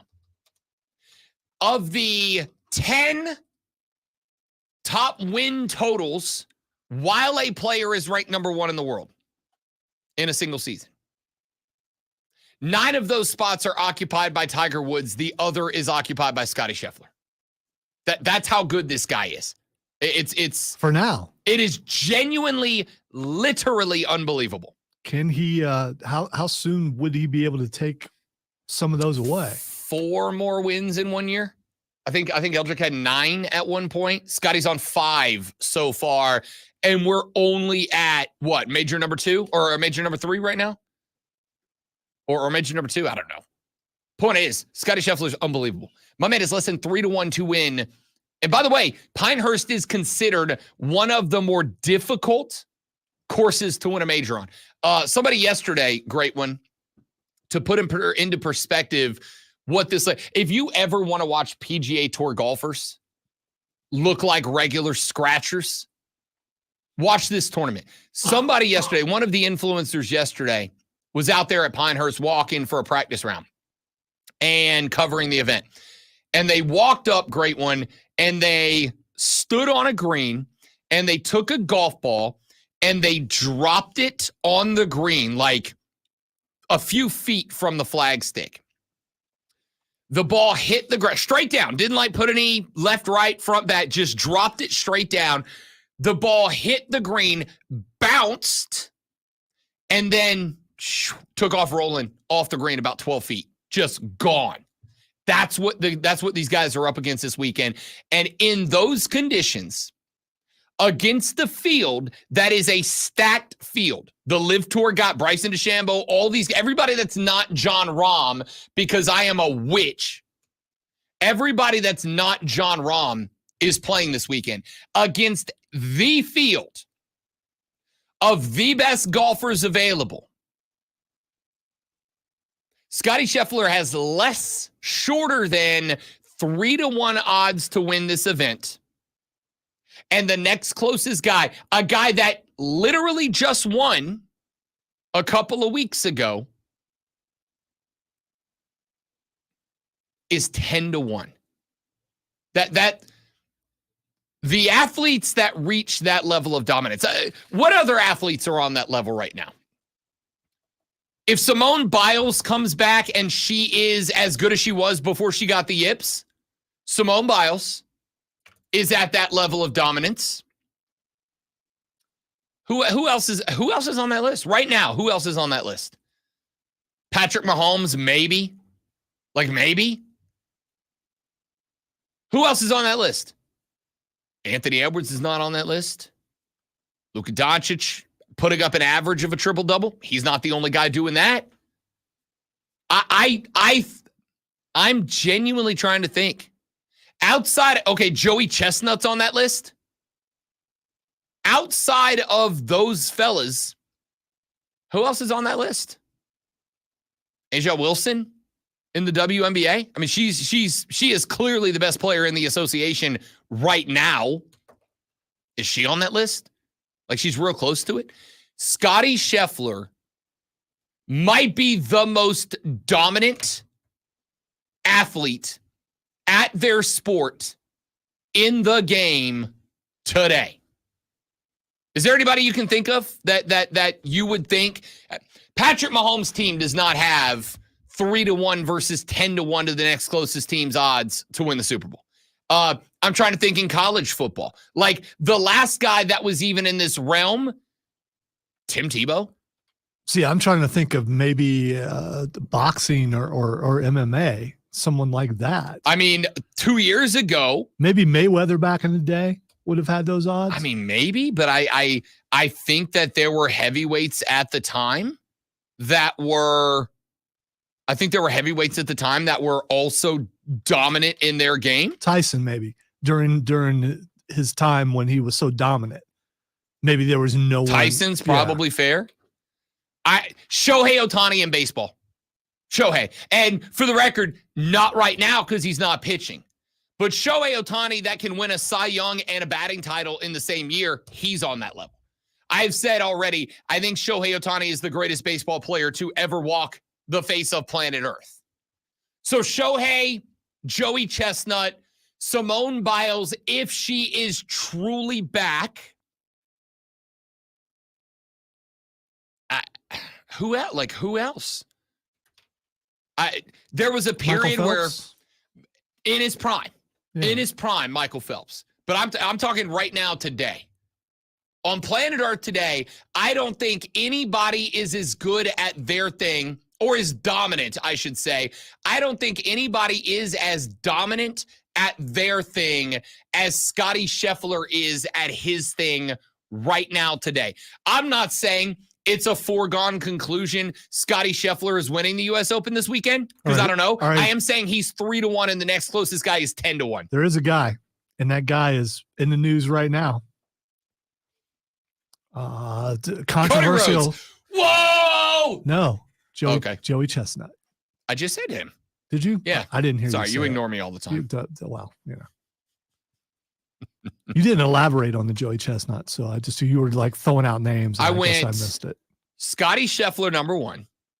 Simone Biles, if she's back, number 2. Joey Chestnut, number 3.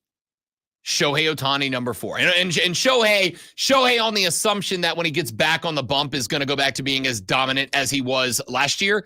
Shohei Ohtani, if he can come back, number 4. But outside of that, I cannot think of any other active athlete. I would put John Jones in there, but nope, he's not active.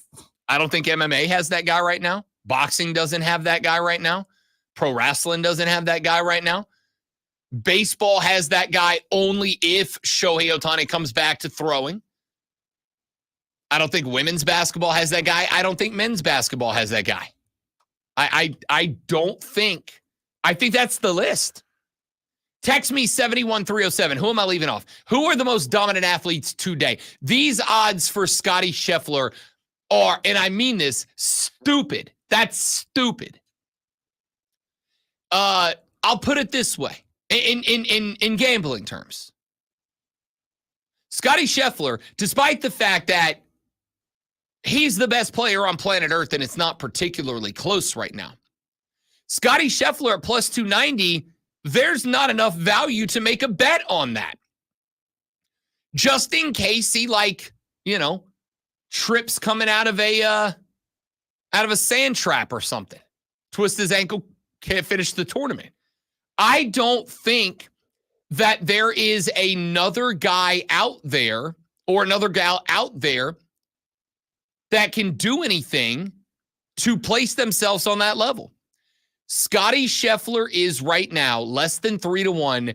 There is not value to make a bet on the best player on planet Earth today. The value's not there. Less than 3-1, right? When you bet, so I've been asked before, why would you bet on an event where there is one winner out of a field, right? Like, why would you try to guess the right stock car in a 30-car race? My answer is, all right, well, just because there's 30 guys doesn't mean there's 30 guys that are going to be competitive. There's going to be 10, 11 guys that are competitive. But ordinarily, you're picking guys at odds that are like 5.5 to 1, 6, 7 to 1. And so you pick, say, 4 guys. You take the 4 most likely to win cars, and as long as you get the right guy, you're going to make money, right? So let's say I put $100 down on four different cars, and I put $100 down on a car that's 5 to 1, 6 to 1, 7 to 1, and 8 to 1.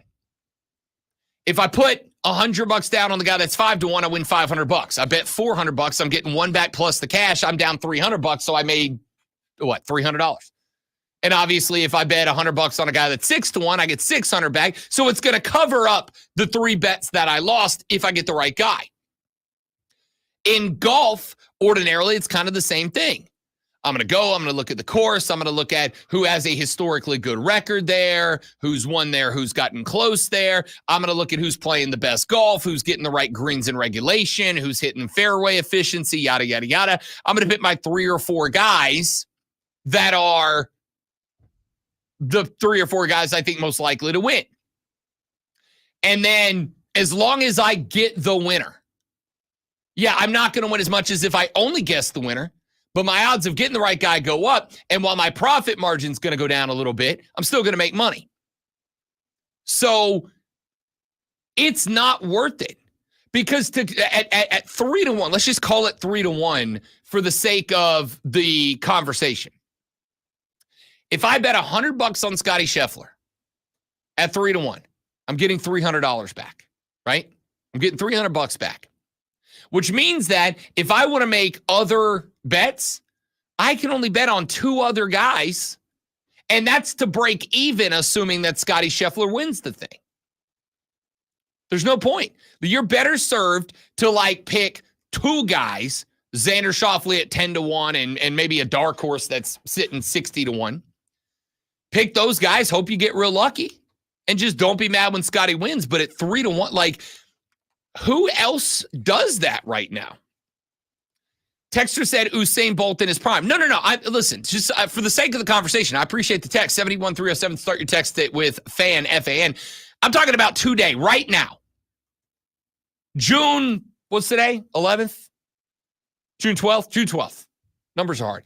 June 12th, 2024. Is there any other athlete on planet Earth that has the dominance in their sport that Scotty Scheffler has in golf right now? I do not think that there is. Simone Biles, if she comes back from the yips. Joey Chestnut in Major League Eating.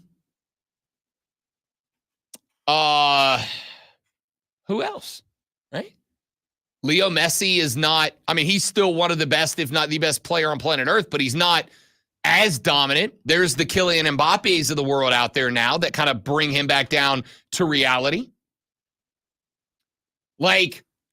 Who else is in that conversation of most dominant at their game? There's not that guy in the NBA. There's not that gal in the WNBA.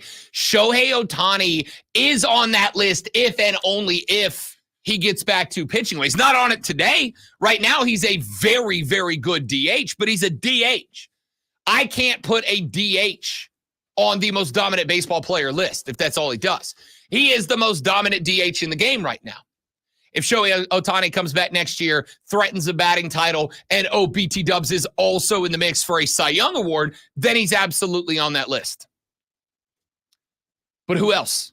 Who else? Text me 71307 if you got anybody. I don't. Maybe I'm missing somebody, but I'm racking the noodle and I got nothing. My man is less than 3-1 to win one of the most difficult golf tournaments on one of the most difficult golf courses all year long. As a texter said a minute ago, putt-putt courses in the 80s had slower greens than Pinehurst does. Lonzo just furrowed his brow like, oh, damn. Yeah, I was really into the putt-putt in the 80s. So yeah. I mean, those things were... You remember how old putt-putt courses are effectively concrete with a layer of AstroTurf over the top? Absolutely. Pinehurst is worse than that. Pinehurst is like if it was a putt-putt course, but the turf wasn't on top of it. It's just concrete. Could you imagine just putting on concrete and the green has hills on it? It's impossible. So, I don't know, man. It's wild. Texture said, what about MLS Messi? Yes, if you are talking MLS. But no, if I am including soccer around the rest of the planet. If you ask me right now if I want Messi or Kylian Mbappe, I'm going Mbappe. There are players on Messi's level who were doing it in much more difficult leagues. So I can't put Messi on the list anymore. 10 years ago, absolutely. 5 years ago, absolutely. I can't today. I think the list is Scotty Scheffler of golf, Simone Biles in gymnastics, if she has truly gotten back from the yips. And by the way, they're going through all the gymnastics competitions right now leading up to the selection of the Olympic team, and she's kicking everybody's ass. So I'm going Scheffler, Biles, Joey Chestnut, Shohei Ohtani if he goes back to being a dominant pitcher, and who else? Texas said Cody Rhodes in WWE. If I put aside the it's scripted jokes, which I'm happy to do because I'm a wrestling fan, no. Right now is all the respect that Cody Rhodes has and has earned. Damian Priest is right there with him. Gunther is right there with him, right? I don't think there's that guy in WWE right now. I cannot think outside of Scheffler, Biles, Chestnut, and Ohtani, if he can come back as a dominant pitcher. I can't think of an athlete active today that is anywhere close to what Scotty Scheffler's doing in golf. Will on the stream says Judge. Aaron Judge is playing the best baseball of his career right now. You're damn right. Am I putting him with is he that far ahead of everybody else right now today? Aaron Judge has hit a dinger in 3 consecutive games right now. Aaron Judge leads Major League Baseball in home runs. He is at 25. The next closest is Gunnar Henderson at 21, right? Is a dominant home run hitter for sure. Does Aaron Judge scare you as a defender? Does he scare you as a base runner? Because I think you got to do that. Okay, I got one more. Good one. Max Verstappen, F1 driver. Good text, texter. Max Verstappen. I agree with that. So let's go Scotty Scheffler, dominant number 1. Simone Biles, likely number 2. Verstappen, 3. Chestnut, 4. Biles if she's back from the yips, and Ohtani if he's back from pitching next year. That's a good list, and I think that's it. That's it.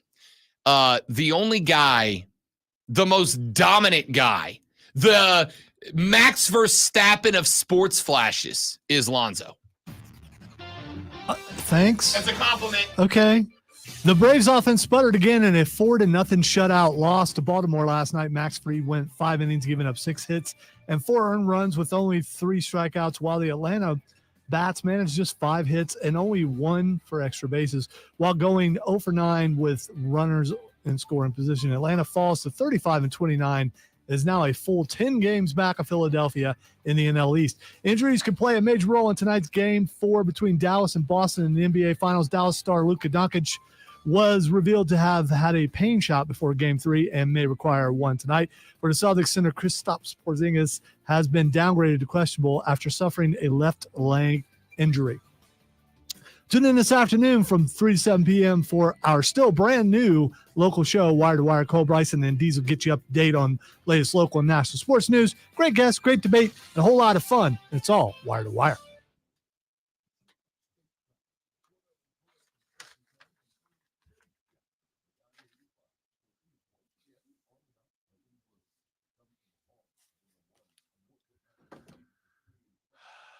Wow, Bill Brooks tells a story.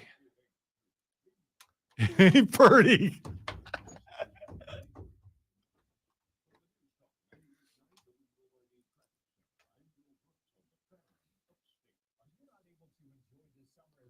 Sorry, I want to be Bill Brooks when I grow up.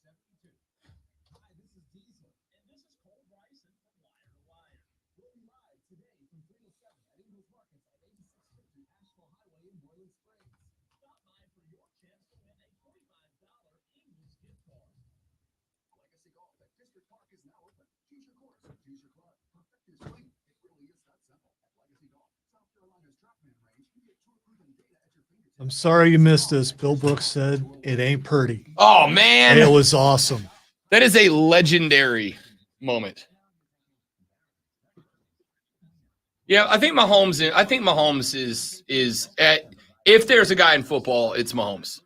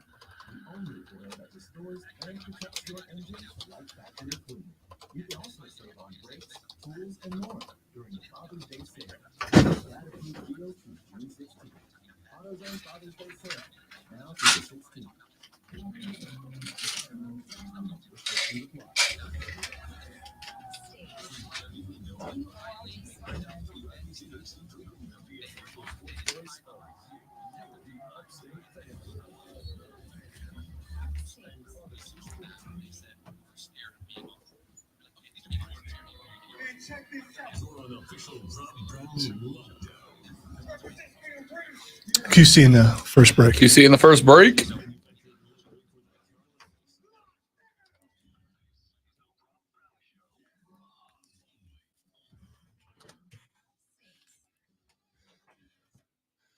Yeah.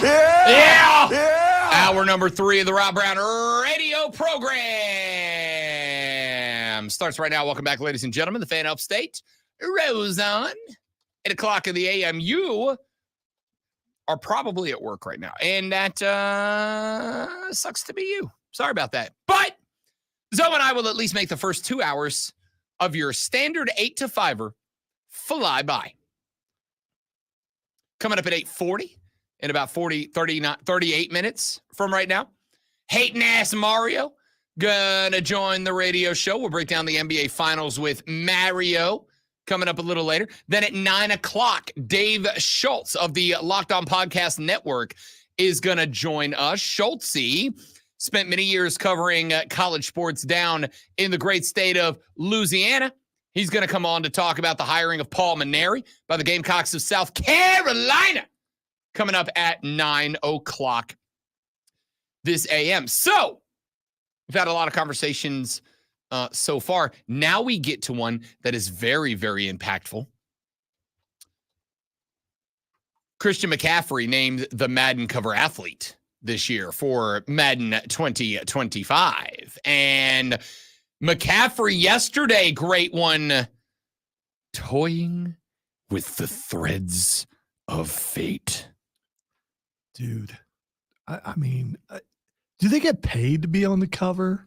I mean, because if they don't, I'd be like, nah, I appreciate that you think I'm one of the best in the game and I deserve to be on the cover, but I'm going to pass.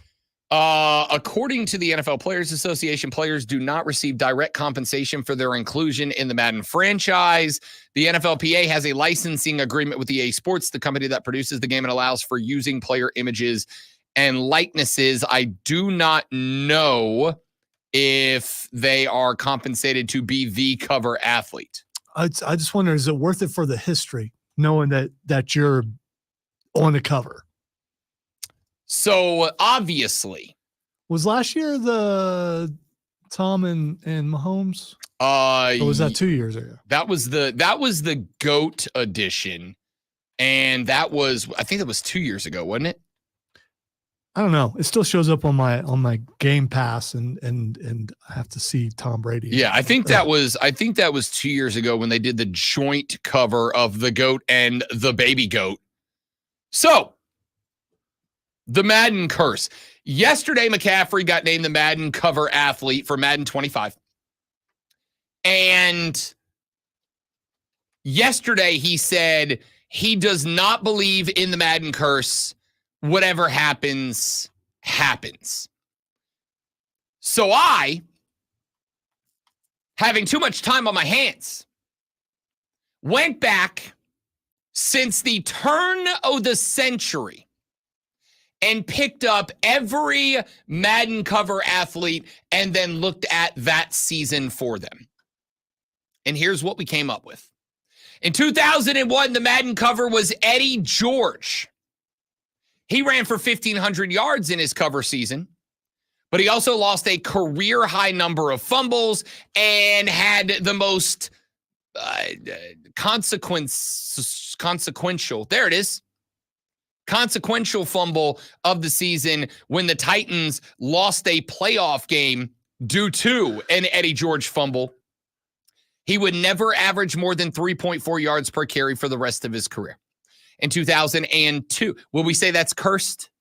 Will we say the verdict is cursed? When he hit that wall, when Eddie George hit that, that was it. Off quick. It was it. It was nothing. And that was his Madden year.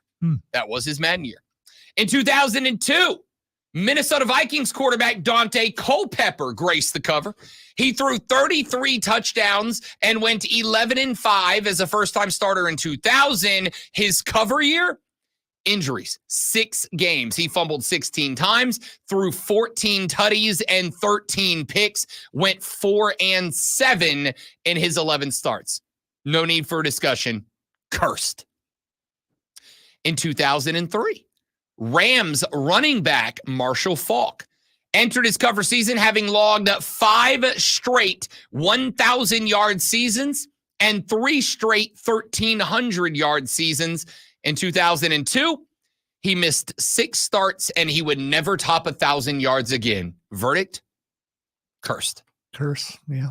In 2004, Michael Vick in the game, which I remember to this day because there was a rule in the Brown household betwixt the Brown siblings. You were not allowed to use Michael Vick because he was a cheat code. In his cover year. Okay, so this had nothing to do with other stuff. You can't use him because this was pre-dogfighting stuff. Okay. This was when Mike Vick was like dominating the world, right? Michael Vick fractured his fibula less than a week after the game's release, sidelined him for all but 5 games, and then 4 years later he was in jail. Verdict? Cursed. Yeah, cursed. 2005, Baltimore Ravens linebacker Ray Lewis. Ray Lewis had his interception total drop from 6 to 0 in 2004, his cover year. The Ravens missed the playoffs that year. He logged 147 tackles, one of the better linebacker seasons of all time. If we were talking about the following year, when he completely fell off and missed 10 games due to injury, we'd say cursed. But I would say that the curse was stored up for Ray Lewis, or at least one particular guy outside of a nightclub, allegedly. Can we say cursed about Ray Lewis? He had 6 picks the year before. He had 0 that year. The Ravens made the playoffs the year before. They missed the playoffs that year. He had a very good individual season. The team stank. And then, of course, he allegedly was involved in a murder years later. Does that fall on the Madden curse, or is this our first not curse? It is our first defensive player. Where do we fall on that? I think I can say cursed for 05. 06, Philadelphia Eagles quarterback Donovan McNabb hit his peak in 04, threw 31 touchdowns, led the Eagles to the Super Bowl. Made the Madden cover. Rock bottom, scuffled with Terrell Owens, missed half of a 6-10 season, went on to miss 8 more games of the next 2 seasons. Cursed. Cursed. Seattle Seahawks running back Sean Alexander graced the 07 cover. Like Falk, entered the year with 5 straight 1,000-yard seasons under his belt. The year he made the cover, his rushing total dropped from 1,880 down to 896, 2 years later out of the NFL. Wow, that's a drop, man. That's a major drop. Cursed. Definitely cursed. 2008, Titans quarterback Vince Young, offensive rookie of the year in 06. For his cover year, 9 touchdowns, 17 interceptions, missed a game with an injury, took a seat on the bench for the rest of the year. Cursed. Oh, without a doubt, cursed. 09, Brett Favre. Favre was made the cover athlete, not for what he had been doing, but because it was a tribute to his Packers career, which had just ended. Favre forced his way out and into New York, where he would go on to throw an NFL high 22 interceptions and hurt his shoulder before moving to Minnesota. Not cursed. Just Brett Favre. He still leads the leagues in interceptions, right? Yeah, no, in the bad way, not in the good way. He threw the most of them way. Yeah, that's what I mean. I mean, Cursed. so that's Cursed. that's not cursed because he was Cursed. already he was already old, and but already threw a bunch of interceptions. It wasn't unusual. He did get hurt too, so I'm going cursed. Okay, if you want to go with the hurt, maybe. 2010, Arizona Cardinals wide receiver Larry Fitzgerald and Steelers safety Troy Polamalu. Fitzgerald did go make the Pro Bowl that year, had a 1,000-yard year, not cursed. Polamalu missed a career-high 11 games due to an MCL injury and had a career-low 20 tackles. But I'm guessing during that time is when he got the head and shoulders spots. Maybe. So, I mean, I don't know. Half cursed. Okay. 50% cursed. 2011, New Orleans Saints quarterback Drew Brees, fresh off a Super Bowl win, 33 scores and a Pro Bowl selection. But it was an off year for Brees. Threw a career high and franchise record 22 interceptions that year. The Saints also went 7-9, and that was the year that they got beast-quaked by Marshawn Lynch. As a Saints fan, I am saying absolutely friggin' cursed. Nah, not cursed. Absolutely cursed. 2012, Cleveland Browns running back Peyton Hillis.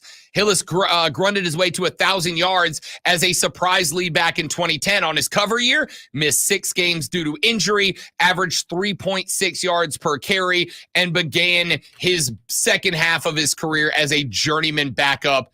Absolutely cursed. Not cursed. He was lucky to be there and blessed to be on the cover. He was a 1,000-yard running back. Yeah.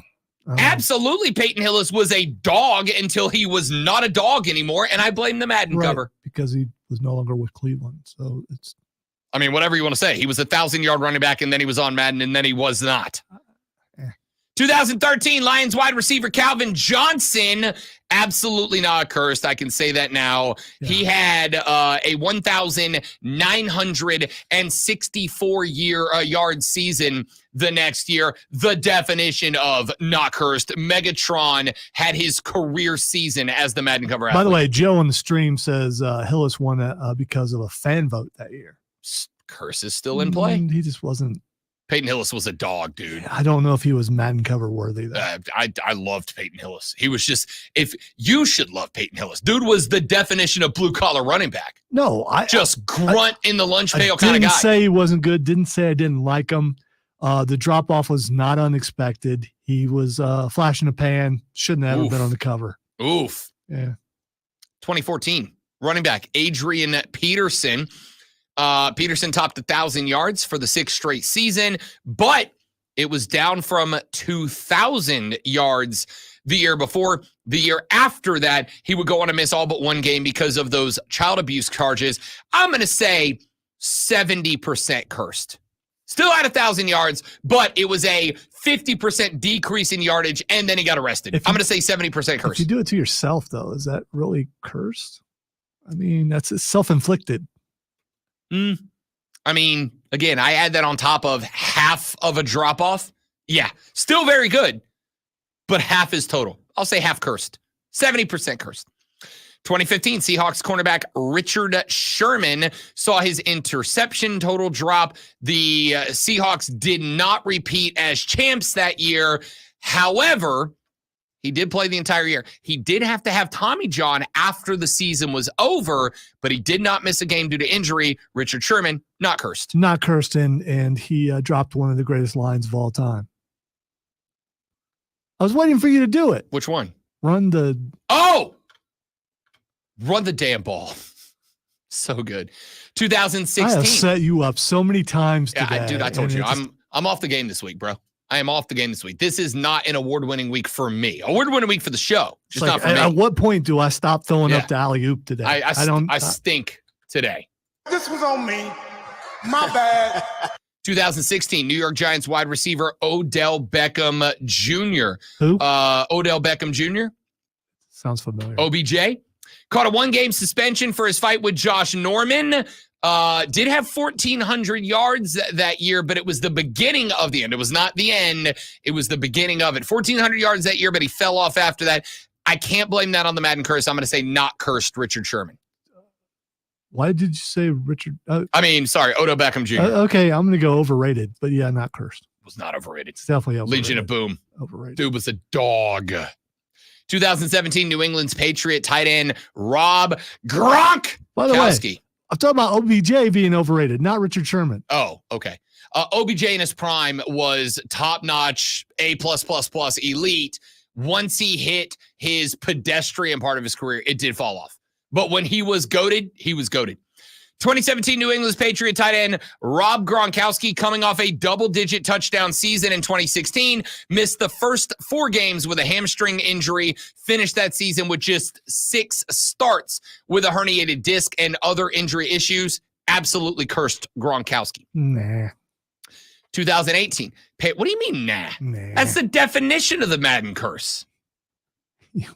You just hate Gronk. You know, I took time off for acting You just lessons. hate It didn't work. any tight end that dares exist in the same atmosphere as Travis Kelce. Well, when you got to have Mr. McMahon show you how to fall off of a balcony, I mean, you know, I just Patriots quarterback Tom Brady, 2018, chance to win a 6th Lombardi. Instead, he got bested by Nick Foles in the Super Bowl, but he did have 500 yards in that game. He won another NFL MVP award that year. He was 40 years old. Tom Brady, absolutely not cursed. 2019, Steelers wide receiver Antonio Brown scored a career-high 15 touchdowns his cover year, but there were some other issues. It was fights in the locker room. He got traded to the Raiders. After that season, he would play only 16 more games in the NFL between 3 different teams after a mix of on and off the field controversies. I'm not saying it was because of the Madden cover, but that began the downward spiral of AB. Cursed. 2020, Chiefs quarterback Patrick Mahomes. Mahomes did lose 2 starts due to an injury that year. However, he did win a Super Bowl that year too. Okay. Not cursed. Is that when he dislocated his knee and now never does another quarterback sneak ever That again? is correct. Yeah, I mean. That is correct. Still won the Super Bowl. By the not way, he cursed. wanted to come back after one game and they wouldn't let him. Still not cursed. Not cursed. 2021 Ravens quarterback Lamar Jackson came off an MVP season as a dual threat, but his passing efficiency and his durability fell off after that. His cover season was still very good, marked his second straight 1,000-yard rushing campaign. Lamar Jackson, not cursed. Not cursed. 2022 was the year of the GOAT edition with Brady and baby GOAT Patty on the cover. They shared it that year. They both had ridiculous success. The former Tom Brady, 5,300 yards at NFL high, 43 touchdowns at 44 years of age, took Tampa Bay to the playoffs that year. Mahomes, 37 touchdowns in a 12-5 season that ended in the AFC title game. Definitely not cursed. And then in 2023, the Madden cover was, of course, John Madden. John Madden had passed at that point. Salute to a GOAT. Not cursed. It's hard to be cursed when you're no longer when it's your here. game. Yeah. And 2024, Josh Allen became the first Bills player to ever grace the cover. He did score 40-plus total touchdowns for the fourth straight year. He was a big reason the Bills turned around and made it to the playoffs, even if he could not elevate them through it. Absolutely not cursed. So, wow, that was kind of negative there at the end.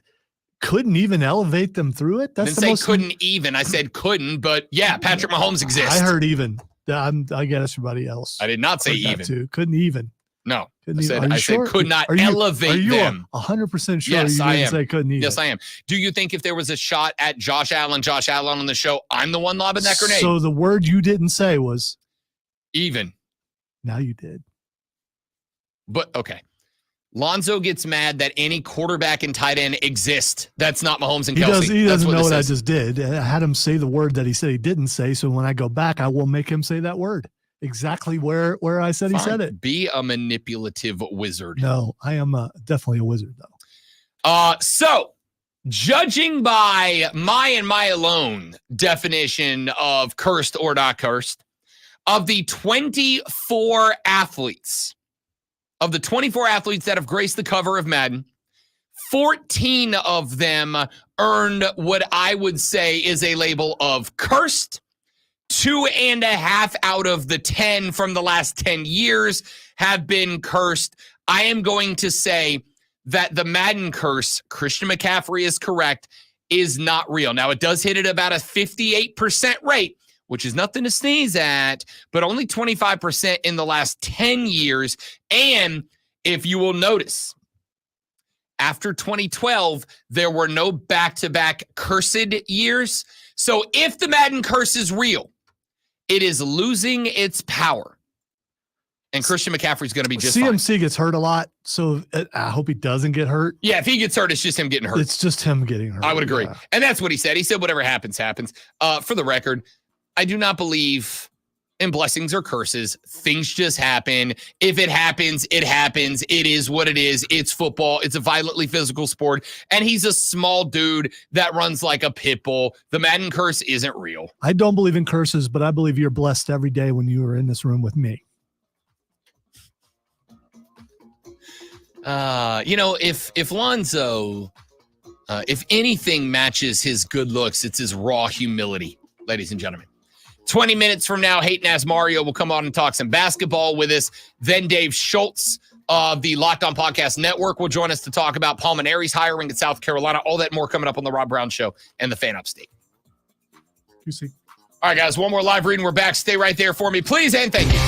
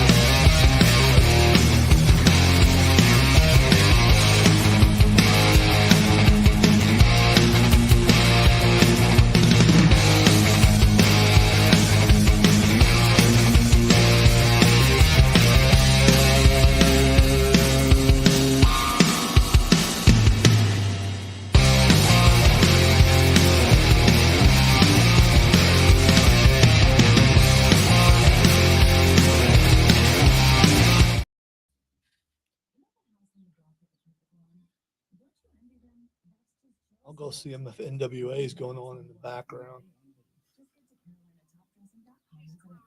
He does still own the NWA, right? Do what? He does still own the NWA, right? Yes.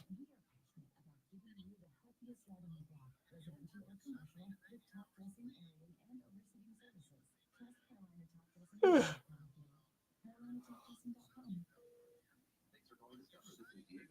Diego. It's Jennifer Coolidge. I just want to say your cashback match makes me feel so special. It really inspired me. That's great. Doubling the cashback you earn at the end of your first year is what we do. Well, I'm doubling everything now. Double dating, double dipping, double feature, double header, double whammy. Basically double or nothing. Go home and take some medicine today. Drift away for a while. Before I watch what I guess the headlines are saying is the most controversial Star Wars episode of all time. I did go back and rewatch episode 1. And it's just, like I said, it's just mad. There's a couple of cringe parts. Like, I will say the line, "attack me with all your strength," is lame. All right? It's just a lame line. But it's just very meh. Like,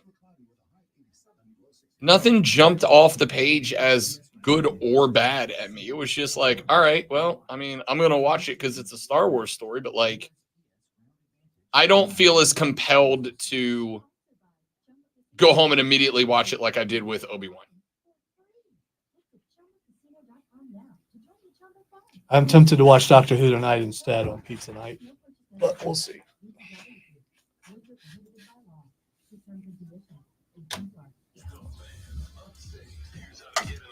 On the radio at 97.7 FM, 2:30 AM, Greenville, 97.1 FM, and 50 Listen on your phone. Download the Odyssey app and search for Fan Upstate. There's a whole lot more to know about sound if you really want to go into the subject. Your smart speaker. Just say play 97 The Fan Upstate on your HD radio at WFBC HD3. And on your computer at the fan. Upstate.com. Text us at 71307.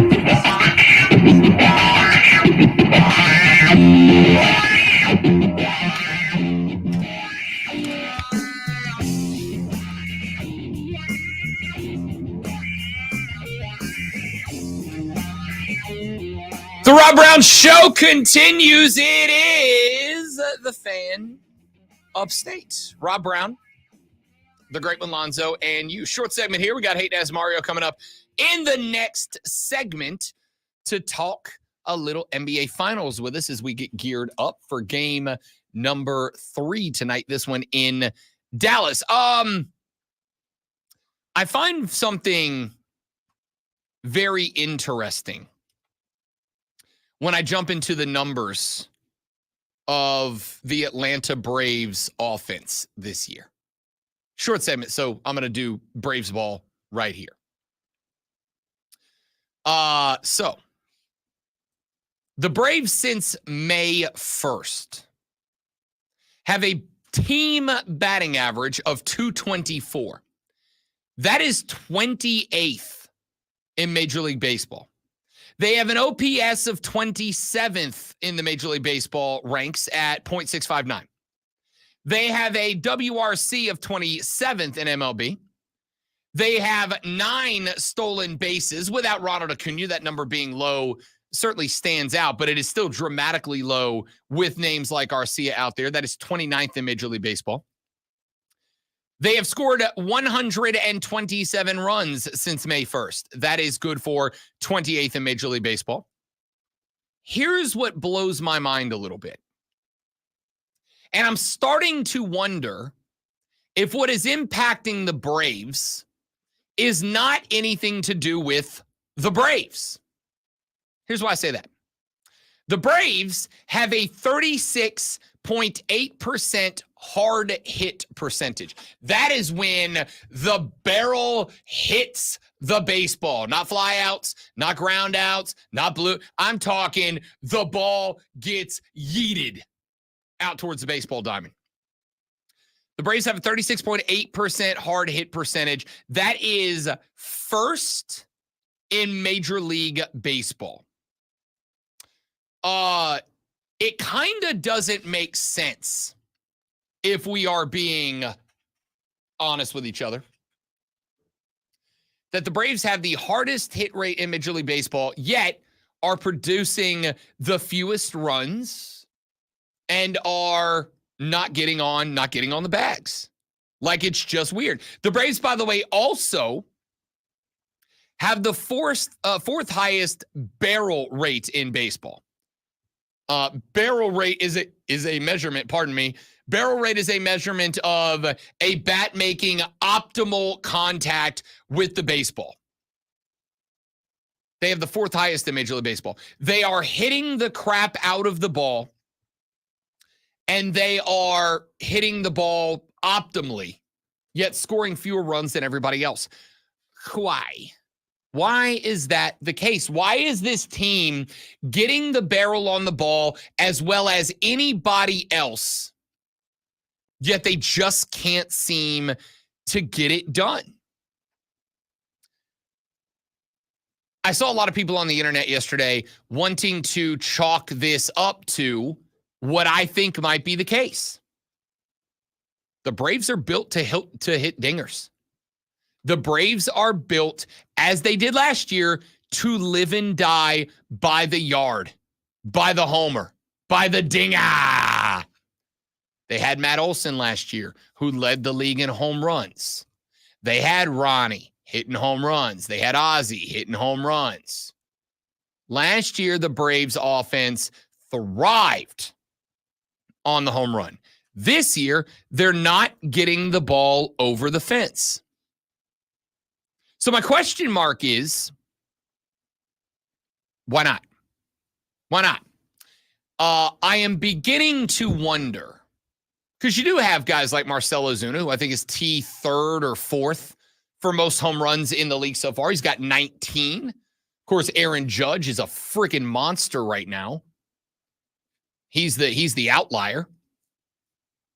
I am beginning to wonder, and I will keep it a buck. This is me flailing for an answer right now. Flailing to find something. I wonder if we are going to find out next offseason that Major League Baseball made some sort of change to the ball this year. And that's not a conspiracy theory. It's happened. It has happened where MLB took some of the spring out of the baseball, but they did not announce it. This is why you've had teams in the past get in trouble for using old baseballs in regular season games. Because Major League Baseball deadened the ball a little bit to make more baseballs go into play, and it did take away from the number of jacks that we saw in a given year. And I know that there's going to be a bunch that go, wait a minute, Rob, other teams are still scoring runs. Other teams are still hitting dingas. Yes, they are. Nobody as many as they were last year, including Atlanta. The difference is, say, the New York Yankees, for instance.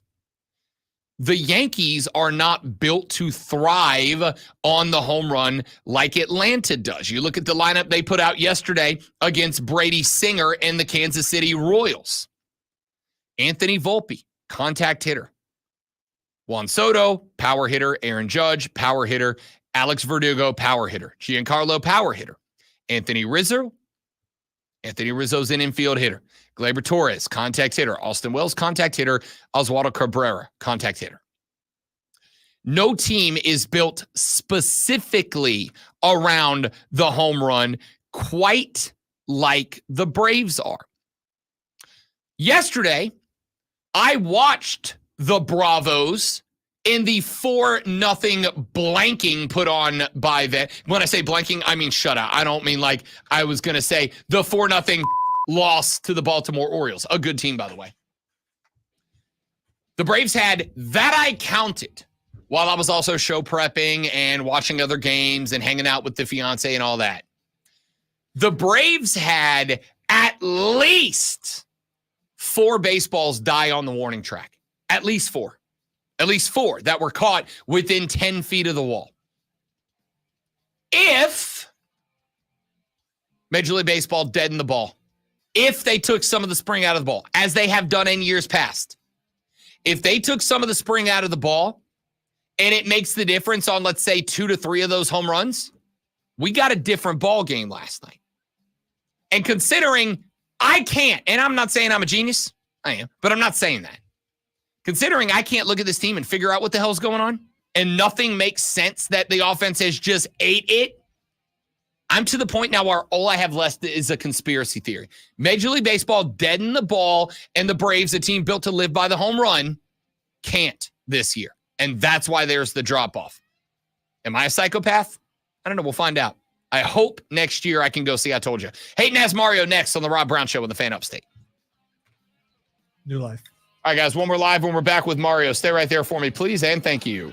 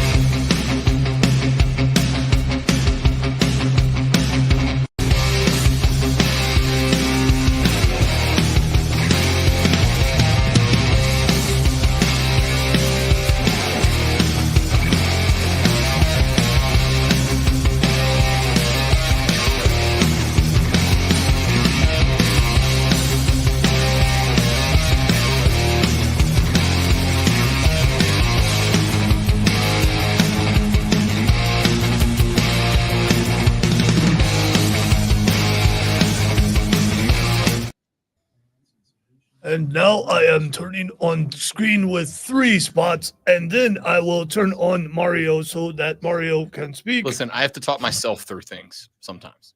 All right. I don't have an executive producer that runs my day-to-day life, unfortunately. Mario, what's up, bro? What's up? How we doing, man? Good, buddy. How are you? Hey, can't complain, sir. Yeah? Did my first Costco trip. Welcome to the club, bud. We've already had our Costco discussion today. It's a life changer. It's a life changer. Dude, they need to have a warning sign if you have ADHD. They need Correct. A That is the most true thing you've ever said. I did that a long time ago. I'm over it. But I'm also old. So, I mean, I don't know. What do you think the demographics are in Costco? The demographics? It depends on the time you go. Depends on the time you go. If you go in the daytime, it's about my age because we don't want to deal with the blue hairs. If you go in the evening, the average age skyrockets. And I am going to tell you, as much as I love the Costco, Mario, you may be able to confirm after one trip. There is nobody with less civility and social awareness than old people in a Costco. They are the most rude, self-centered people on planet Earth, and I include myself in that. Listen, when you have limited days left on Earth, just get out of the way. Get your right? basket out of the aisle. No, why Get your don't you basket just out of the get aisle. out Pull of their over. way? You hate old people.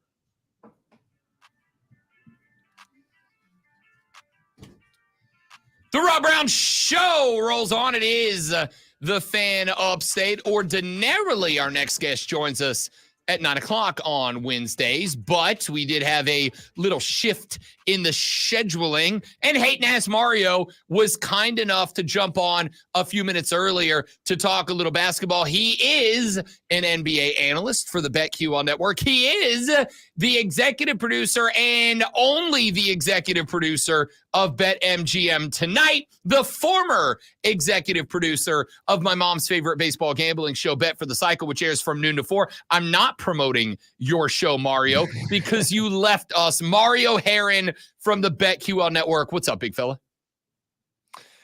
What's up, guys? You mentioned it earlier. I'll mention it again. I'm coming off a fresh Costco trip yesterday. I'm a changed man. I'm a changed person. I bet this is what it feels like to get baptized. Here's my question, Mario. It's not, but okay. Are you a normal person, or did you go executive club like the real grown-ups? I did the normal. Are you kidding me? I did the completely normal, and then they gave me the sales pitch of the century where I should upgrade. I go, buddy, you got me at normal. I'm staying at normal. I don't need the black card. It feels You need the black special. card, bud. You need the black card back. I'm going to tell you right now, the 2% back on the black card will pay for your annual membership on its own. You've got to keep in mind where he's living now, cost of living much higher there than it is here probably. So leave him alone. Mario will be buying his hair products in bulk now, though. I can tell you that for a fact. So I had no idea they had clothes, TVs, everything. I had no idea. I thought Costco was just food.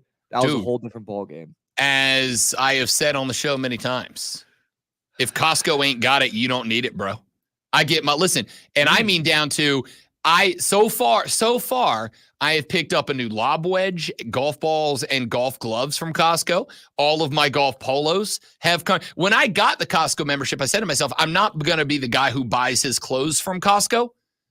Solid 70% of what I own now is from Costco. All right, come on. They're not a sponsor of the show. I thought this was a basketball segment. I'm just saying. It is. But it's also all this free plugging. All this free plugging is going to get downstairs attention. That's all I'm saying. I'm going to tell you. I don't know what to tell you. Make Costco worse if you don't want me to be so excited about it. All right. Hey, Nas Mario joining us here on the show.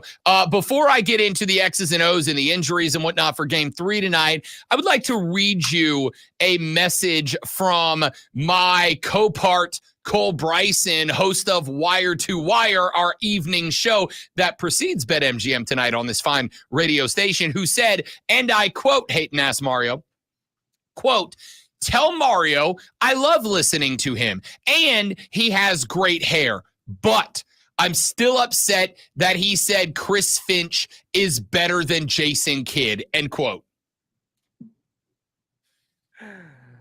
Okay. Understandably, I honestly I thought did say that. it was just going to be K, and you were going to leave it there. I should have. Look, if you would have seen if you would just looked at last year and what we saw all last year from Jason Kidd, right? Like in that Mavs team, like that was a horrendous year. They missed the playoffs. They kind of tanked the end of the year. It was pretty fair to say that. I didn't buy into any of the Mavs stuff. I still remember what happened in the first half of the year. I wasn't going to buy into Jason Kidd and his thoughts and his process. And I was wrong. I was completely wrong. I did say I'd take Chris Finch over Jason Kidd. I'm gonna be completely honest with you. I'm gonna not say that Jason Kidd's better than him now. I'm gonna say they're even now. I'm gonna say they're even. I'm not Chris Finch, my boy. I would die for that man. Not really, but maybe a broken arm, I would.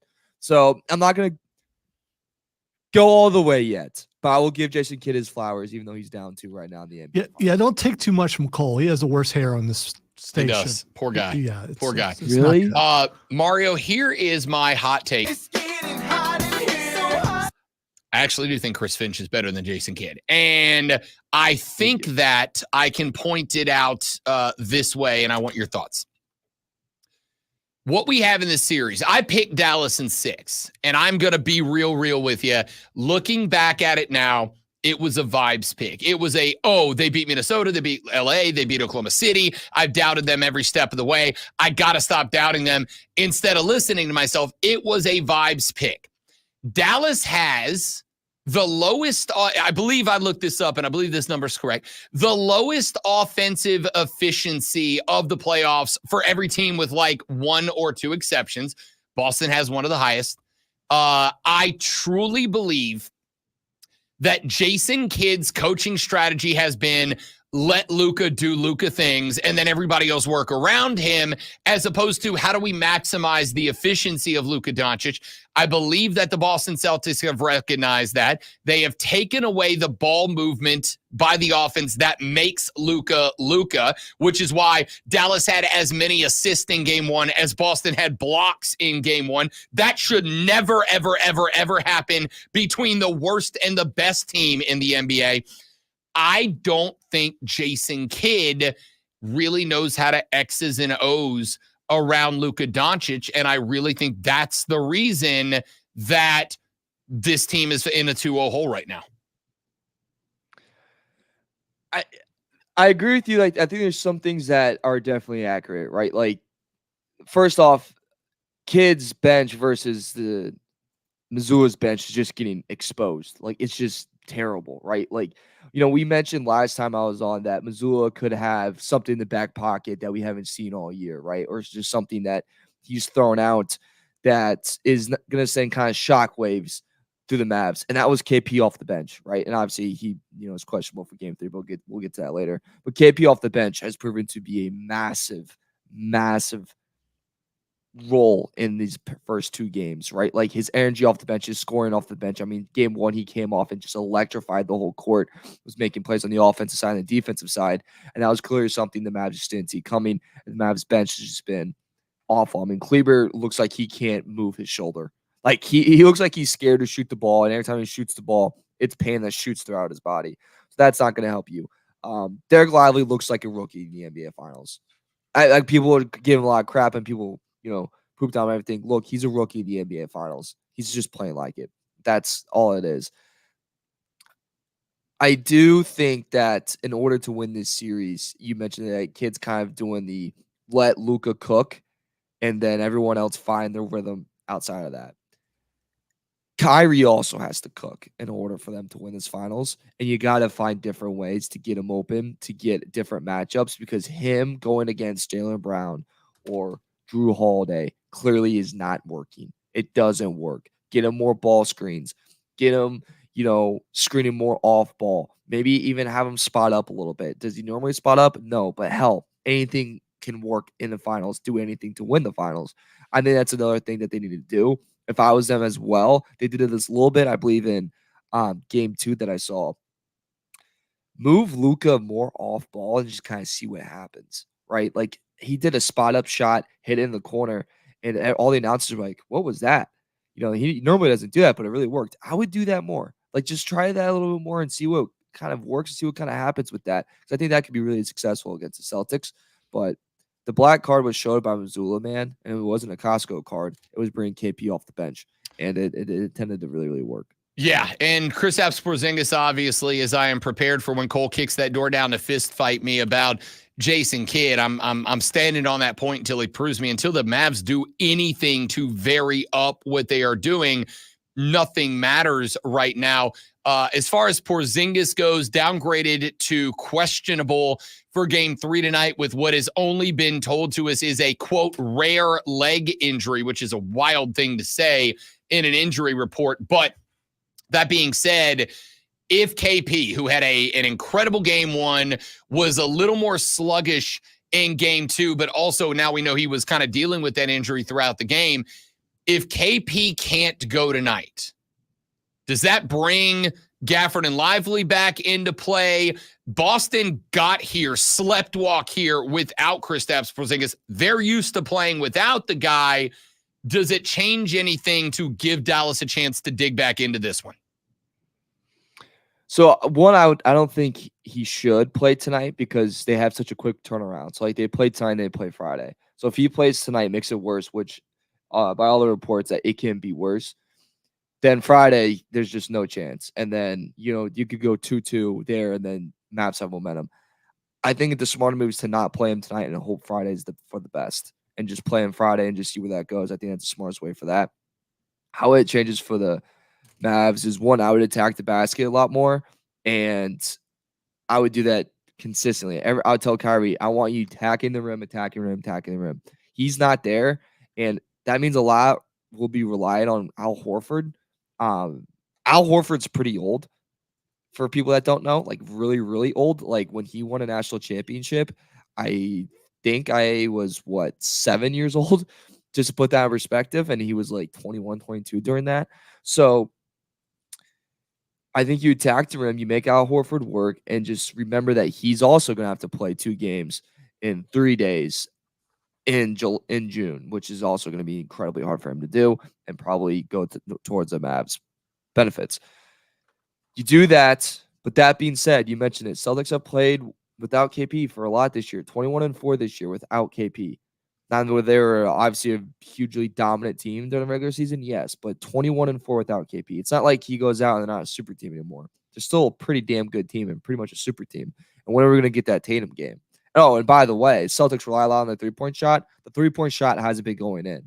So as soon as that goes in, they could, Mavs could still be in trouble. And Mavs also need to learn how to stay in front of a guy on defense too, because they have, I believe, the highest blow-by rate right now throughout the whole season. So, maybe Luka, slide your feet a little bit and let's not give up on defense, buddy.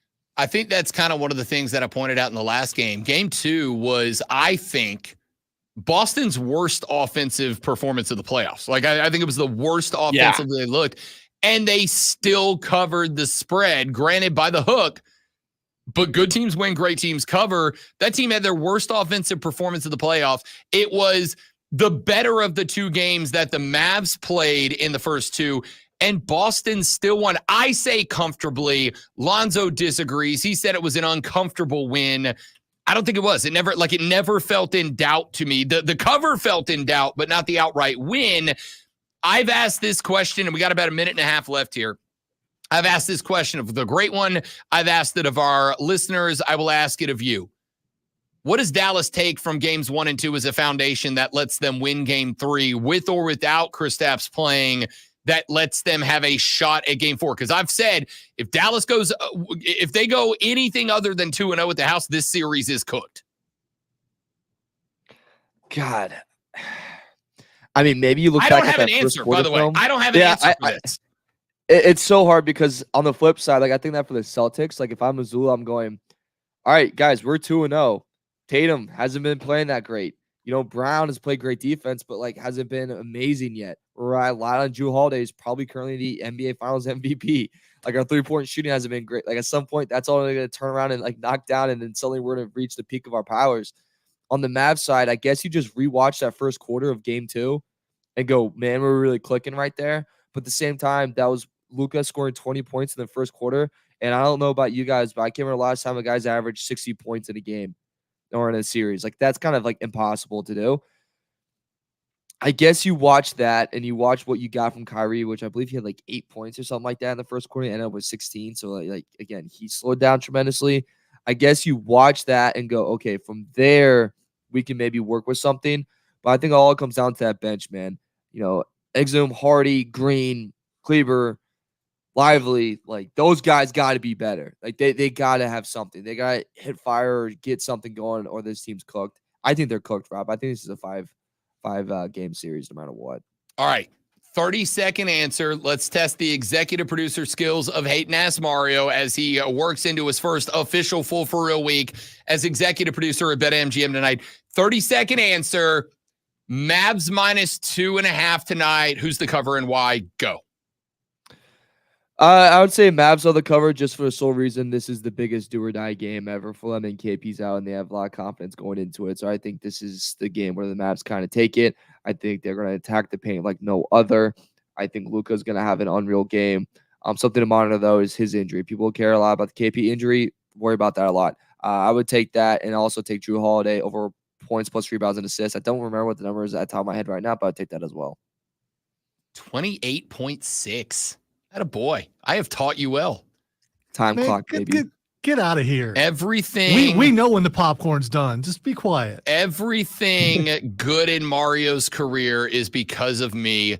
You're welcome. Hating Ass Mario Herron for the BetQL Network. You can find him and his product nightly right here on the Fan Upstate and the Odyssey app. It is BetMGM tonight with Ryan, Nick, and Trista. I will not be there tonight because I'll be calling a Greenville Liberty match, but I will be on tomorrow where we will talk about sports or whatever Ryan gets us into, I guess.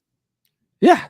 And a little bit of Big Ten football right now, doing a deep dive this week. So if people are interested, please tune in. We are going to hit Oregon, Washington, and UCLA and Nebraska. Can I tell you how sick it makes me to say we're going to talk Big Ten football, Oregon, and UCLA? Oh, it's gross, dude. Insane, right?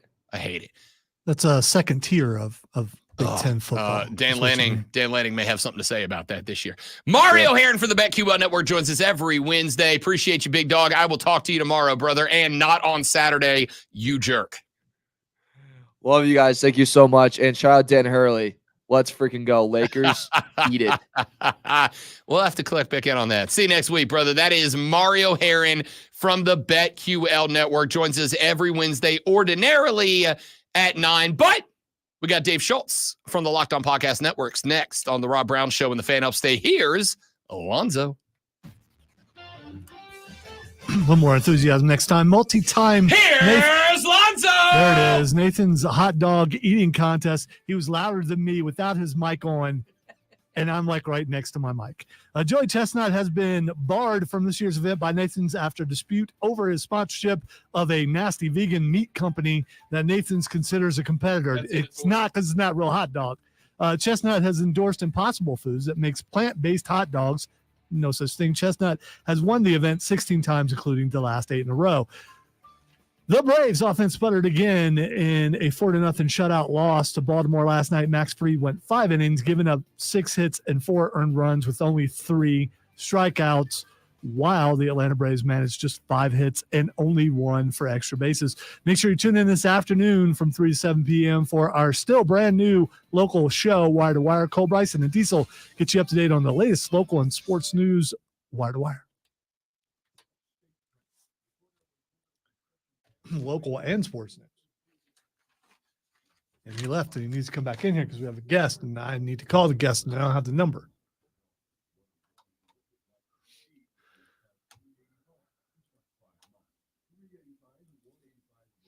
I'm going to take us off of this so when he gets back in, he can give me the number because we're organized. It's what we are.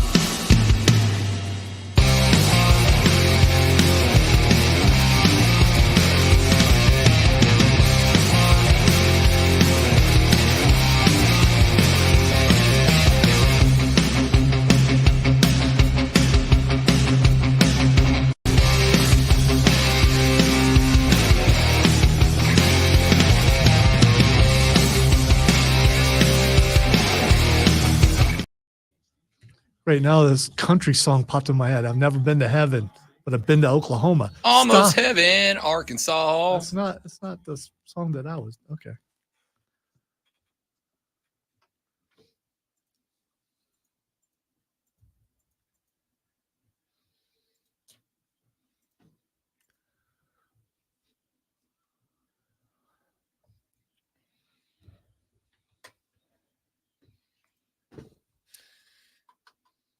The final hour of the Rob Brown radio program starts right now. Welcome back, ladies and gentlemen. Rob Brown and the great one, Lonzo, with you 4 hours every single AM from 6 until 10, and ecstatic to do so.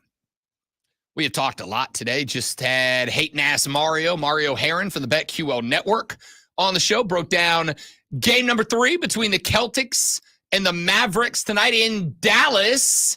The Mavs -2.5, favorited at the house, but favorite only because they are at the house. We are waiting to find out if Kristaps Porzingis is a go for Beantown or not. Could make a big difference in the game, but as we have mentioned, Boston walked their way to the finals. Sans KP on the hardwood. So we'll see how much of a difference it makes. I really do think a lot of it is going to depend on whether or not Derek Lively remembers that he's a professional basketball player in this game or not. Yeah, Kyrie might need to help some too. Kyrie's game's on the side of a milk carton right now, and I don't get it. Maybe the Boston fans really were in his head. We'll find out. We'll find out tonight. They are going to need Kyrie to have another 30-point game. On top of all the question marks about Luka in his leg. I don't know. How is nobody talking about Luka in his leg right now? My man's getting shots on the sideline pregame. I don't know. Because he's a man and he doesn't have a rare leg injury like Kristaps. He is one tough son of a for sure.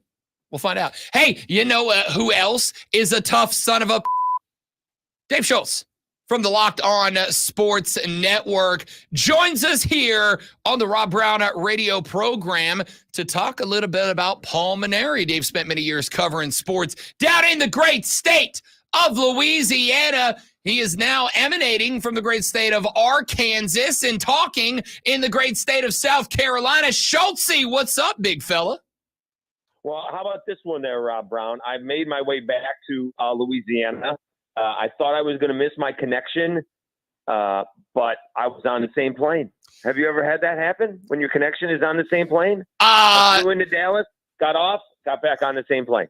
I believe that it has, but for just the slightest of seconds, you terrified me that you might be stuck in Arkansas, in which case I would have gathered the necessary search party.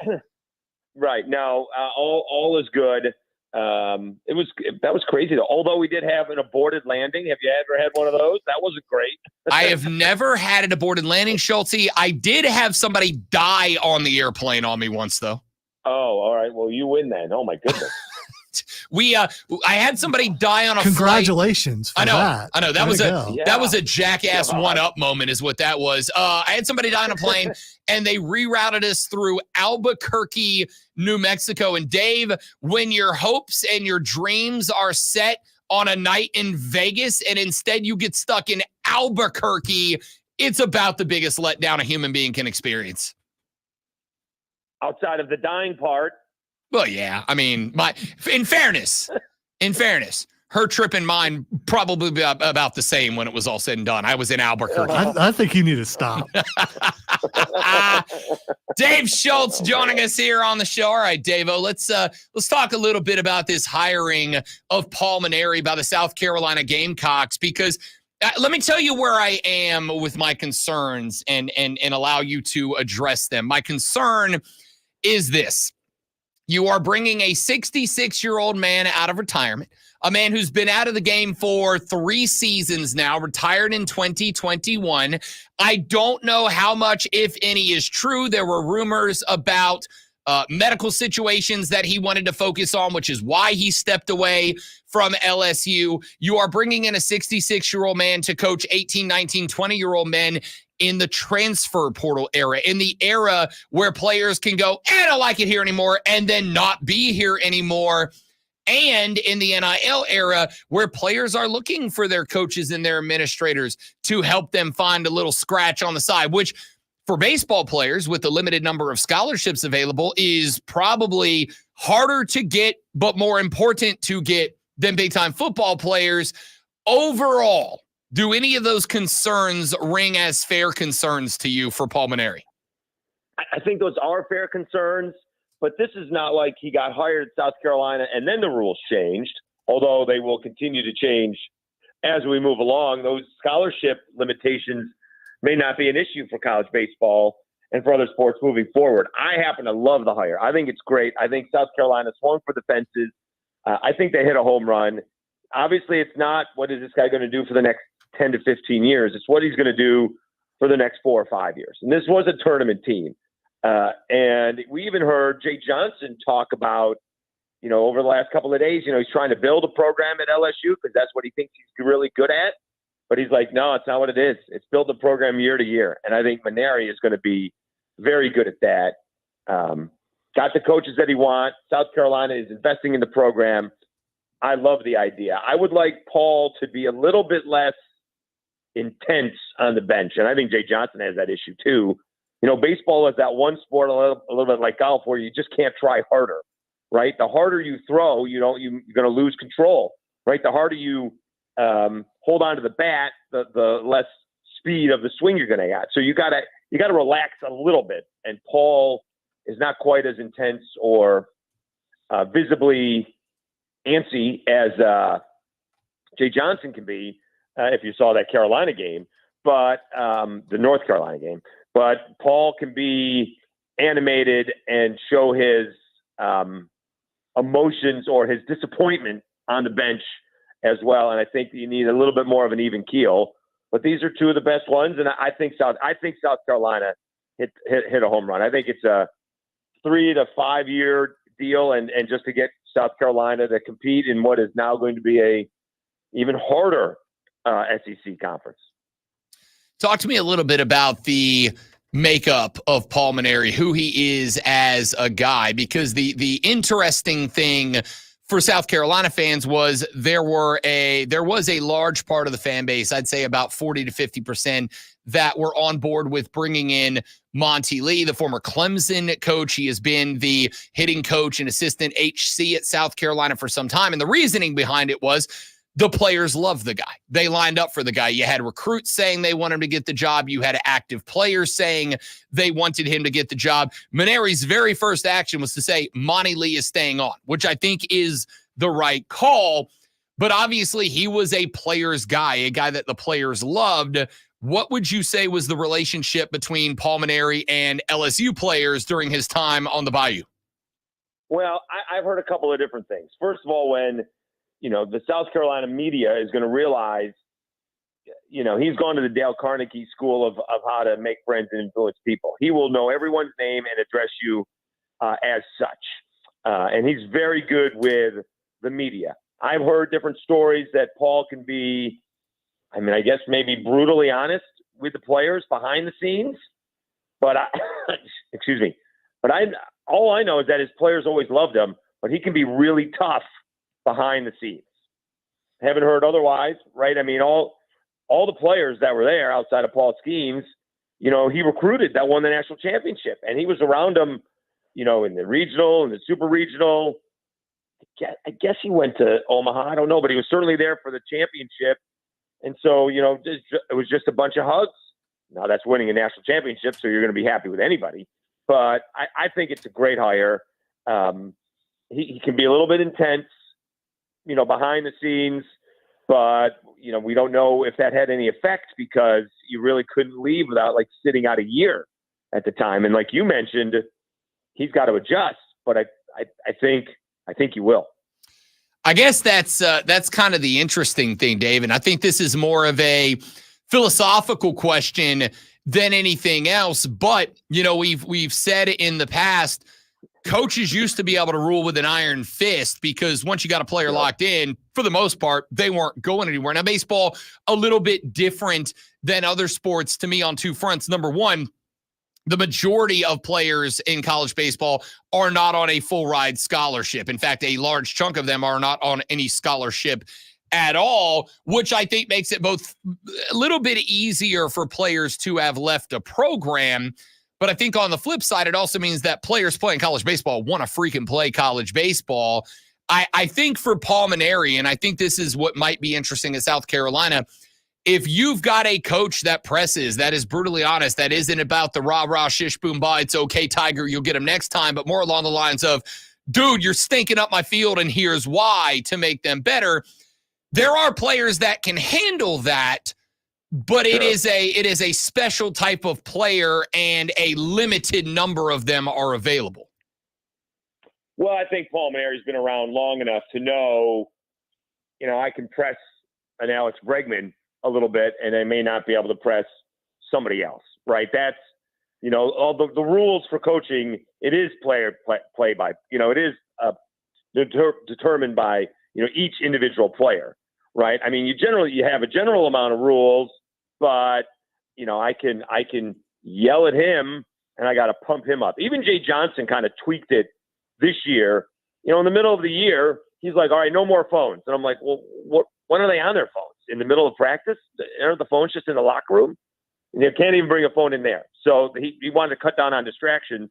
But then eventually, they were in a spot where they had to win, right? They were 3-12 in the SEC before, ended up taking, I think, 2 out of 3 from Auburn. They took 2 out of 3 from A&M, and they slipped Ole Miss, and they had that run in the SEC tournament to get them just to get into the NCAA tournament.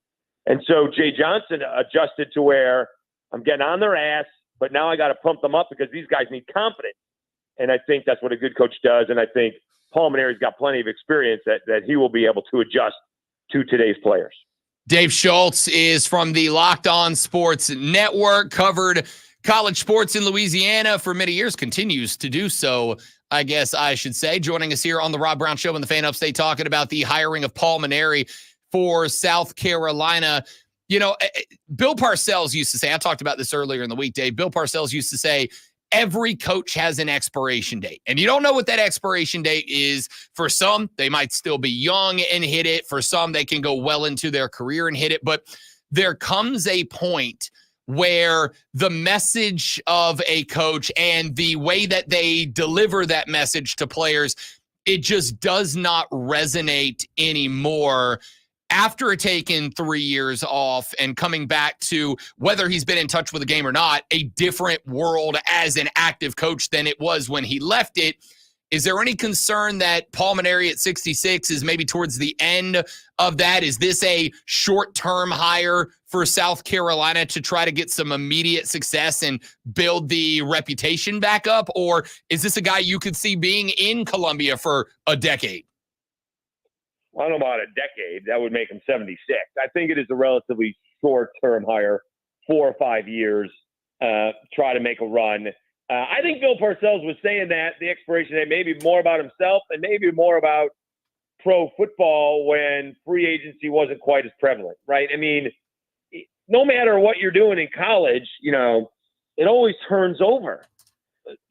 You're not stuck with your team even beforehand, right? Even before this all NIL and transfer portal, it turned over every year. So even if you didn't like players or they didn't like you, you got the next bunch in. And so I don't think that's necessarily an expiration date because new players are always going to hear your message. Now, maybe you have to adjust the message to what we're going through now, right? You got to help these guys find a little bit of coin, right? And you got to tell them, look, all right, we can get you 25 or 50,000, and maybe someone's going to deserve 100,000 or a little bit more. But if you think you're coming in here and getting NIL money that's $1 million, you're probably not. You need to go pro. You need to go sign your deal. So I think that Mainieri will be able to adjust. I do happen to think it's short-term-ish. If he gets a shot to Omaha, I don't think he's going to leave, like the following season. But I would look to where this team is and see where we are following like the 26th season and see if they are headed in the right direction and are competing for a spot in Omaha on a regular basis, which, LSU was, although they didn't necessarily get there all the time. Dave Schultz joining us here on the Rob Brown Show, and the fan upstate, Paul Mainieri, hired as the head coach of the South Carolina Gamecock program following 7 years of Mark Kingston, bounced from the regionals this year. And obviously Schultz, with half of the field in Omaha represented by the Southeastern Conference, half by the ACC, and those two conferences basically occupying, especially in South Carolina, the same geographical footprint. I've made the argument for South Carolina, whether it's Mainieri or it would have been Pollard or anybody else, you're going to have to be on top of your game. As much of a legacy as South Carolina's baseball program has, you've got to be on top of your game to succeed here, because you've got Eric Bakich doing big things at Clemson right next door. Georgia was a win away. Tennessee's the number one team in the country. You got Virginia at Omaha right up the road. NC State going to Omaha right up the road. North Carolina going to Omaha right up the road. You got Florida State going to Omaha just due south. Like, this is baseball's hot spot right now, the Southeastern Conference ACC footprint. That's a big challenge for a guy like Paul Mainieri. And to me, if there is a green check mark, this is why we hired the guy. It's the fact that he did it at LSU. Did LSU have the same pressure on them to be good placed on them by their fans that the Gamecocks are placing on their basketball program here, to say Mainieri's already been here, done that? Well, yes, I would think, with all due respect to South Carolina, there's no pressure anywhere more than at LSU trying to win a championship. For whatever reason, my first year here was not paying attention to LSU, and that was only Aaron Nola and Alex Bregman's team. The next year, because then I found out more about Bregman, I'm like, how'd you get him to come from New Mexico? We skipped a bunch of states and a bunch of schools. He didn't go to California, didn't go to Arizona, skipped Texas. And he's like, dude, he basically duded me. He's like, we're a national program. You see all those championships out on the wall, the Intimidator? Skip Bertman made LSU, it is championship or bust for LSU. There are fans here that are like, well, look at Jay Johnson's record without Paul Skeens. Hasn't hosted a regional, hasn't gotten to a super regional. He's the letdown, as if winning a national championship, last year doesn't change. It is championship or bust for LSU. The pressure for Paul Mainieri, obviously, is to raise the level of expectations in South Carolina. We want to compete for a national championship. We want to host a super regional like Wes Johnson did in his first year, right? I mean, there were other issues. You can't turn them around that fast. But he basically had the player of the year, and it almost came down to the last game of the whole season for him to get to Omaha. Well, it did come down to the last game of the whole season for him to get to Omaha. And I think that's where Paul Mainieri wants to get South Carolina to raise those expectations, to get it to the point where they feel the pressure of, we need to win, and we need to win now. At LSU, it isn't even so much even at football, right? I mean, it's basically the baseball team and the women's basketball team, because of the coach, they expect to win, just like South Carolina's women's basketball team, right? They expect to win national championships. They are not competing to get to the Sweet 16. LSU competes to play in Omaha, and they compete for national championships. And I think Paul Mainieri will bring the pressure that he felt in Baton Rouge to Columbia and raise the level of expectation that being a number 2 seed in the NCAA tournament is not good enough. We need to host regionals, we need to host super regionals, and we need to go to Omaha.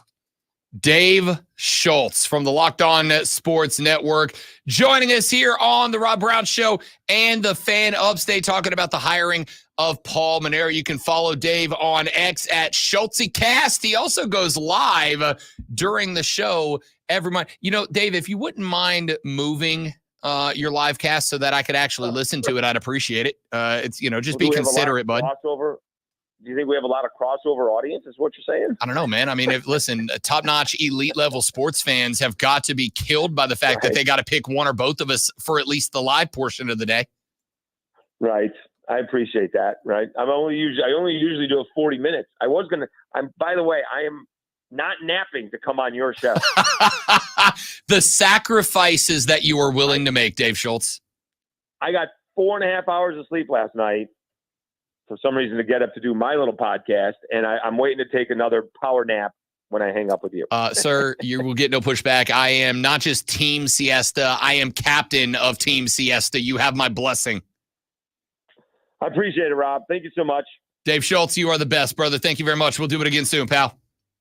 Absolutely. Be good. You got it. Dave freaking Schultz joining us here on the Rob Brown Show and the Fan Upstate. Again, you can follow him on X at SchultzyCast. He is a member of the Locked On Podcast Network. He has been covering Louisiana sports for many, many years, and we will be having Dave back on sooner rather than later because the closer we get to the college football season, which is now, like 87 some odd days away or whatever it is, you will keep in mind that the LSU Tigers, go Tigers, are coming up here to play the Gamecocks in Columbia. So we'll have Schultz on to break that game down as we get a little closer. We got to take a break. When we come back, let's talk a little more NBA Finals. Let's make some predictions on the way out the door. The Rob Brown Show rolls on. It's the Fan Upstate.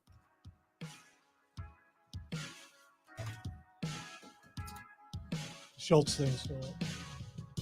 Thanks. Good eye. I would have got it myself, but I have to pee. Now you're good.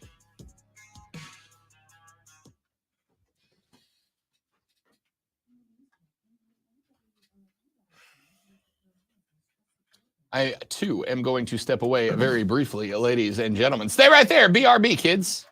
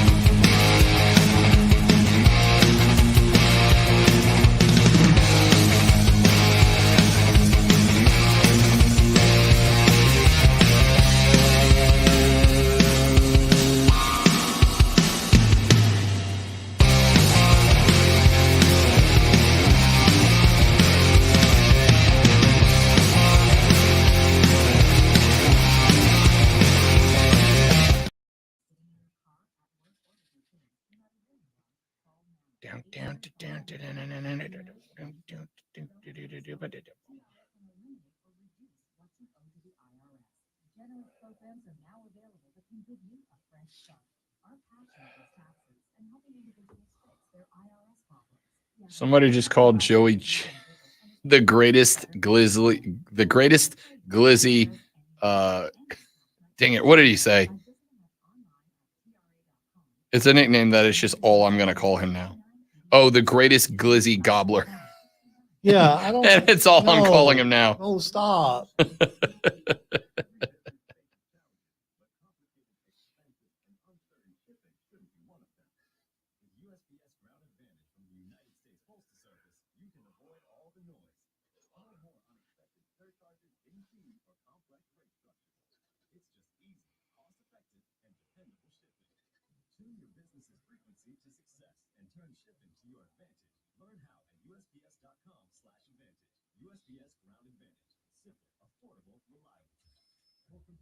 Have you seen the sign outside? The sign? Over there. The billboard.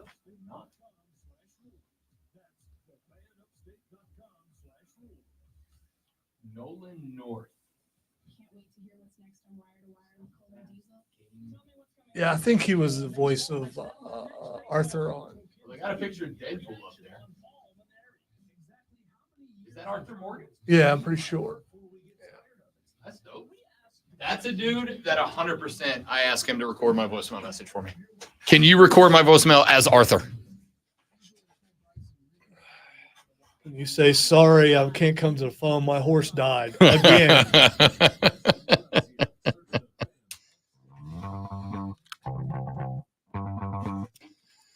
Thank you very much to Dave Schultz for joining us here on the Rob Brown Show in the Fan Upstate. If you missed our interview where we broke down extensively the hiring of Paul Maneri by the South Carolina Gamecock baseball program and athletic department, you have multiple ways of listening to it. Number one is you can grab the Odyssey app, AUDACY.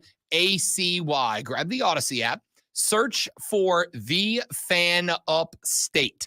Click on the little heart button and follow The Fan Upstate. And you can listen to not just the station around the clock live and in living color, but you can also listen to the Odyssey Rewind feature where you can go back and listen to hours and segments gone by. So if you're a Gamecock fan and you just tuned in and you said, wait a minute, Rob Brown, I know Dave Schultz. I would very much like to listen to his breakdown on the hiring of Paul Maneri. Well then, go grab the Odyssey app, AUDACY. Bring the Odyssey Rewind feature up. Scroll back to the beginning of the hour and listen to Dave Schultz talk South Carolina Gamecock baseball. He knows Paul Maneri very well, covered LSU as well as the rest of the colleges around the great state of Louisiana for many, many years, continues to do so. Gave some wonderful insight regarding the hiring of Paul Maneri. So, appreciate Schultzy stopping by for a few minutes. We also had at 8:40, if you want to scan back that far, we also had Hayton Ass Mario join us on the program to talk a little bit about the NBA Finals that are getting restarted tonight. Real quick, let's wish a very happy 6th birthday to Alice Collier, who's listening right now, mainly because her Papa Bear Shane, I'm assuming, listens, and so Alice has got to listen too. But Alice, happy 6th birthday. Happy birthday, Alice. That's awesome. That's awesome. We got a Rob Brown Armada member in training right there is what we got. Happy birthday, young lady, and thank you for listening, even if it's only because your dad makes you. Great to have you. Great to have you. All right, a couple of things I'm going to get to. Got a short segment here, so I'm going to put the basketball talk off for the next segment preceding the What the X is Going On that will wrap up the radio broadcast. And instead, I will say that there are 2 massive soccer games taking place this evening. Number one, and the one that I am, and I wish this was a joke, looking forward to more, is the Greenville Liberty returning home, taking on the Greenville Paladins, at Paladin Stadium. The Greenville Liberty back in action. They are on a bit of a win streak right now. They were able to hand Asheville only their 2nd loss of the season. The first loss of the season for Asheville was also against the Greenville Liberty. So a big opportunity here as they return home to take on Athens United. Athens got beat earlier in the season, like 15-1. Unfortunately for them, that was the worst defeat, I believe, in the history of the W League. If it's not, it was very much in that conversation. So a real opportunity for the Greenville Liberty to find their footing once again. I will be on the call alongside Mark Shelley tonight. We will post the link to watch and listen to that game if you want to watch a little local football, or else just come out to Paladin Stadium and watch in person. The other major soccer match taking place this evening is betwixt the United States men's national team and Brasilia. I got a little mad online yesterday. I got a little mad online because on X is a young cat named JT Batson. He is the CEO of U.S. Soccer, and he had the absolute stones to tweet out, and I quote, "The energy at our matches has been incredible, and with tomorrow's attendance versus Brazil, we will set a record for combined average attendance for USMNT and USWNT matches controlled by U.S. Soccer through the first 6 months of the year. Your support is unmatched. Let's keep the momentum up." Mr. Batson. Something very positive. What do you have against a message of positivity? Mr. Batson, I would love it if you would pucker up and kiss my please and thank you. I'm usually not that direct or perhaps even crass on the radio. But I will be towards Mr. Batson, and let me tell you why. Because apparently Mr. Batson didn't watch the U.S. versus Colombia game. Because had Mr. Batson, I love doing this right after I wished a 6-year-old happy birthday on the radio. Had Mr. Batson watched the Colombia game, what Mr. Batson would have realized is that the reason attendance was good was because the Colombia fans came out en masse to watch the Colombian team beat the ever-loving dog out of the U.S. men's national soccer team. When that team scored within the first few minutes of the game, the chants of "Olé" echoed throughout the stadium, powerful enough to come over my television speakers. My guy, you did not have thousands and thousands of American football fans in attendance because the U.S. was taking on a South American powerhouse. No. You had a ton of Colombian fans who don't ever get to watch their team. Their team doesn't play in the United States very frequently. And so they turned out. Would you like to know how I know that that is true? It is not just the fact that I have eyes and a TV set. No. It is because someone that I am very close with that works for the BetQL network, as a matter of fact. No, it is not Mario. Went to that match. They got some tickets. They went down. They hung out on the field. And I said, "How was it?" And he said, and I quote, "The atmosphere was amazing if you were Colombian." He said it might as well have been played in Bogota. That's how bad it was. Mr. Batson. See, let me tell you what's happened here, my dude. What has happened here is twofold. Number one, because of the fact that our team plays these friendlies and U.S. Soccer has determined that profit is all that matters, there's no pride in victory. There is pride only in the bottom line. You have created a world in which if I want to go watch the U.S. soccer team play a friendly, I have got to pay NFL prices, even if you are nowhere close to filling up the stadium with American sports fans. Now, I'm a fan. I'm a fan for sure. But see, I can go watch U.S. soccer play once or twice a year. There's always a game up in Charlotte, or there's a game in Atlanta, or there's a game in Jacksonville, or wherever. There are places that I can get to relatively easily. So paying $100 a pop for a ticket doesn't really attract me all that much. However, if I was, let's say, living in, I don't know, Ireland, and the U.S. men's national soccer team came to play a friendly, I would pay the price then, because it might be the only time for 2, 3, 4, 5 years that I get to go watch my side play in public. You have priced Americans out of filling up stadiums. Go look at what happens when France or Italy or Spain play at home. They don't do that. The prices are very reasonable and they fill up stadiums. Number two, despite the fact that there was a large outcry from U.S. soccer fans when you rehired Greg Berhalter, a man whose process, the one that he loves to come out in a press conference after he got his ass kicked 5-1 and make jokes like it's the funniest thing that's ever happened. A man that says, "Oh, I gotta trust the process." What process? Greg, you had an opportunity, Mr. Batson, to make a hire. There were plenty of very good coaches, international coaches, that were interested in taking over this team and building a legacy with it. But instead you said, hey, let's spend a few $1 million on a consulting firm to just hire the same clown who ain't won a damn thing anyway. Let's just bring that guy back.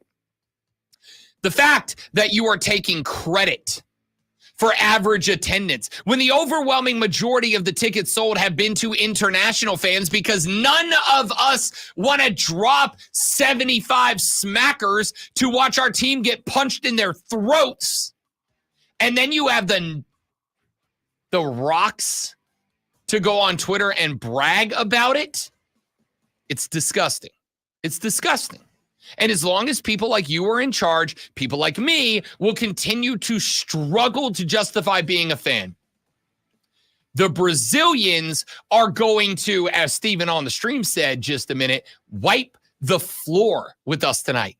I'm not going to watch it live, and I know I'm not going to miss anything when I do. Mr. Batson, you are, and I've done the research, bad at your job. Back after this to talk some NBA Finals on the Rob Brown Show in the Fan Upstate.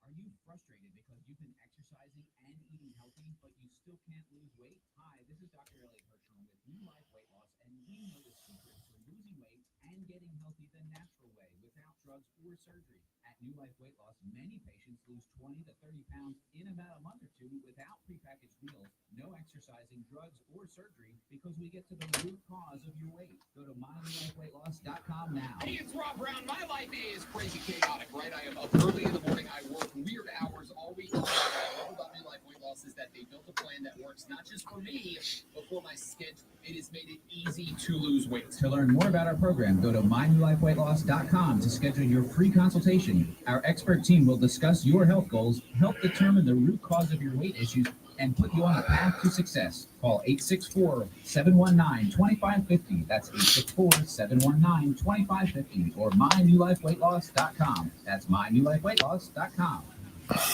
Okay, picture this. It's Friday afternoon when thought hits you.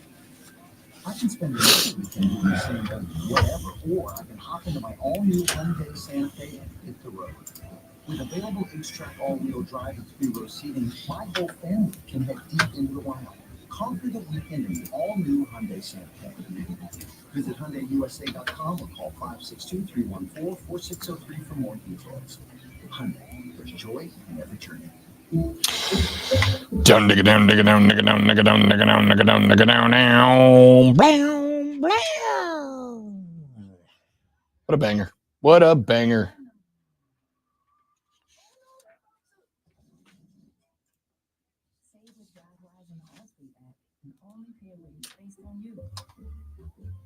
Not available in every state, subject to terms and conditions. Rating factors and savings vary, and in some states your rate could increase with high-risk driving. Allstate Fire and Casualty Insurance Company and affiliates, Northbrook, Illinois. Check engine light on? Take the guesswork out of your check engine light with O'Reilly VeriScan. It's free and provides a report with solutions based on over 650 million vehicle scans verified by ASE certified master technicians. And if you need help, we can recommend a shop for you. Ask for O'Reilly VeriScan today. From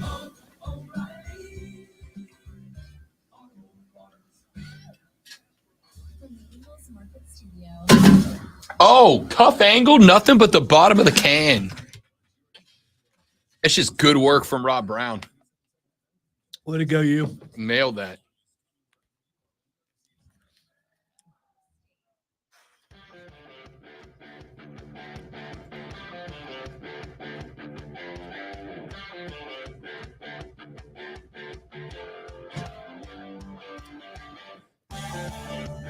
The Rob Brown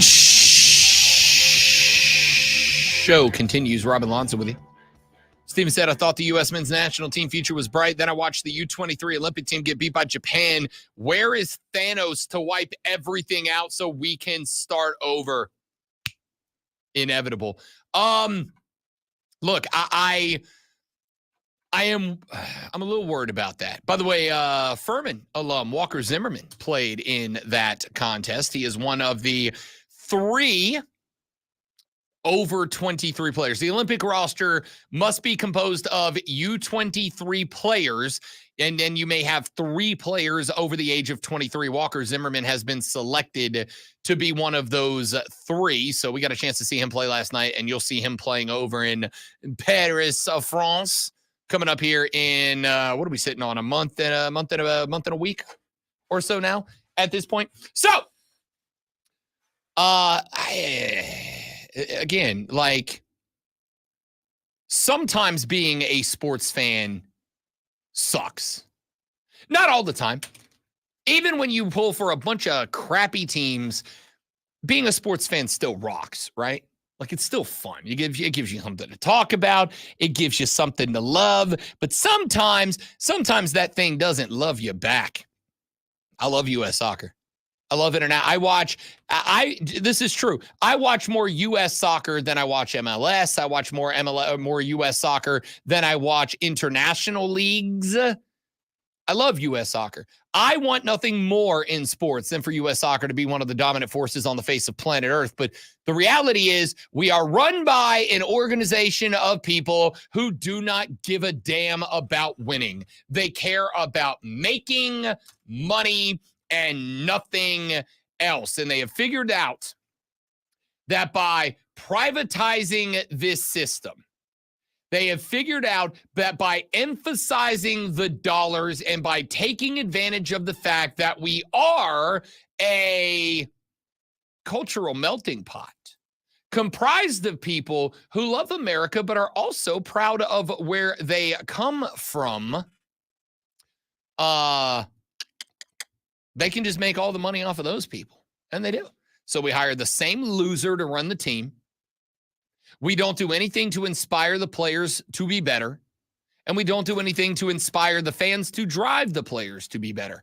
It is a vicious circle which we have trapped ourselves in, and it is fundamentally aggravating to its core. Okie doke, let's talk basketball for a couple of minutes here. Lonzo made his first incorrect prediction for the Dallas Mavericks in both Game 1 and Game 2. The Dallas Mavericks, of course, 0-2 now to the Boston Celtics. Here's what we know about tonight. We know that, as mentioned, Dallas is down 0-2. We know this game is back in Dallas, Texas. We know that the Mavericks have a banged-up Luka Doncic who had to get a pain control shot of some type before Game 2. But on the flip side, we also know that Boston's a better team at the house than they are on the road. B, we also know that Kristaps Porzingis, whether or not he goes today or not, is banged up. He suffered a rare leg injury. Now, a rare injury is one thing. Common injuries, you can pick those up off of any loot box. A rare injury, you've got to defeat a pretty good enemy to get it. A legendary injury, that's the card everybody's looking for. All right. So a rare injury for Kristaps Porzingis means that whether or not he goes this evening, he is not going to be 100%, which means Al Horford will be the guy. So in the history of the NBA, probably Willis Reed is like a legendary injury because he came back on the court and was able to lead his team to victory, I believe. See, but is if Porzingis comes out tonight, let's say he goes for like a 30-point double-double, right? Or a 30-point triple-double tonight. Does that upgrade the injury from rare to legendary, or does that upgrade the performance from rare to legendary? Because the injury itself, I don't know.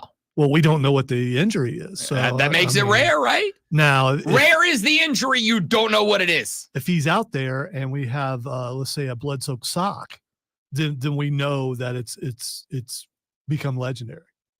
I know it's a different sport, but still. No, that's a good one. That was Kurt Schilling with the blood-soaked sock. Yet he went out there and he performed. I would say Paul Pierce. Man had to be wheelchaired off the floor, and then he came back like the phoenix rising from the ashes. That was faux legendary. That's the you get that and you think, oh man, I found one, and you take it to the guy that's trying to sell it to him. Like, yeah, dude, that's not real.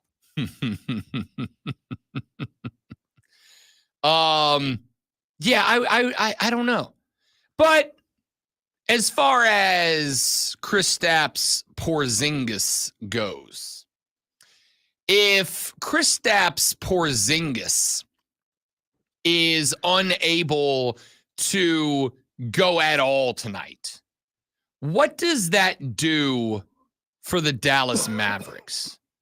The answer for me is they know where to know, because Derek Lively was a man in the wild card round, in the semis of the conference, and in the conference finals. He was a man, and then he has just faded from view. He has looked like a rookie through the first two games. Does not having Porzingis out there, does that instill more confidence in Derek Lively? Does he break out a little bit? Like, does that change who he is? Because if the answer to that is yes, then maybe Dallas has got a chance tonight. They got a couple positive things. For one, they didn't expect Kristaps Porzingis to come out that first game and play the way he played. Nobody did. Yeah, so I mean, me included.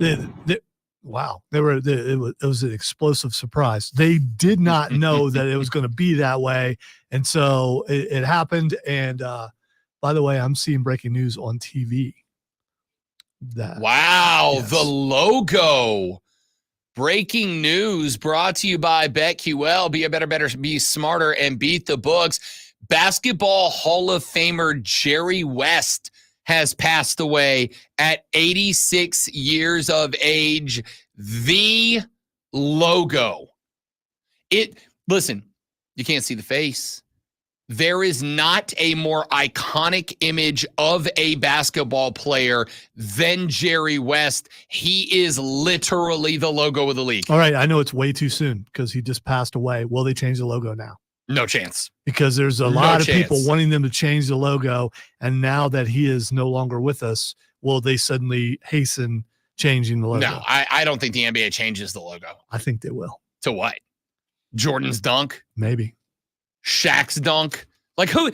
No, if they're going to change it to anybody, it'll be Jordan. It'd be Jordan. Yeah. Or Kobe. I can see him changing it to Kobe, honestly.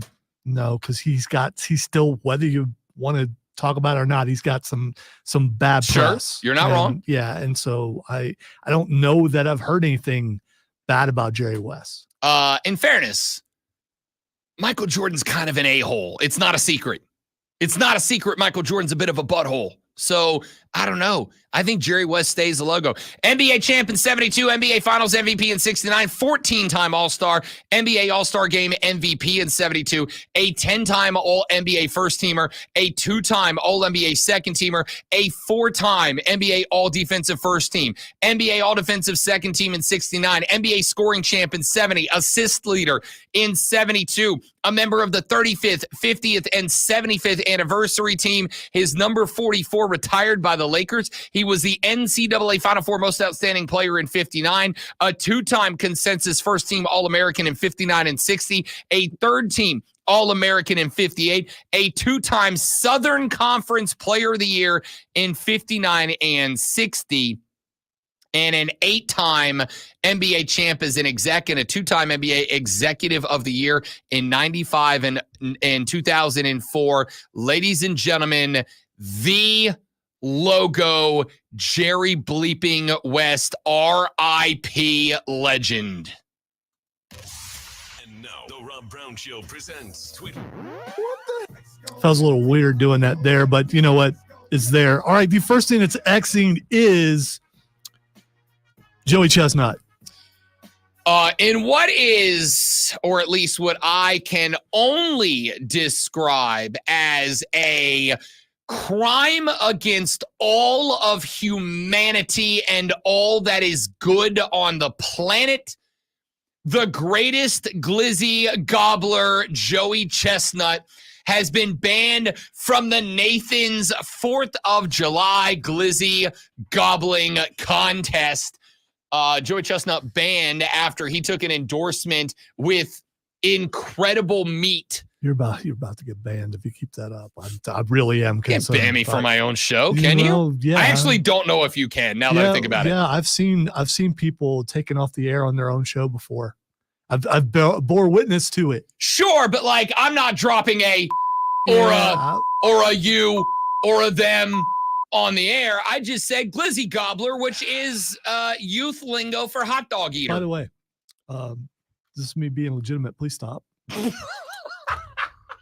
I am concerned for you right now. Please stop.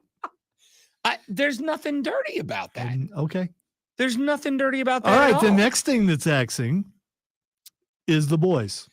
I will come to that in 2 seconds. May I just say that I am very, very, I don't want to say happy that it is trending, or the reason why, but of the national trending things on X right now, 5 of the top 6 are Jerry West.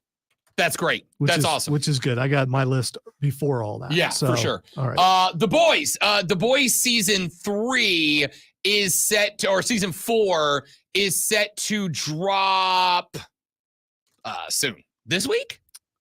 Today?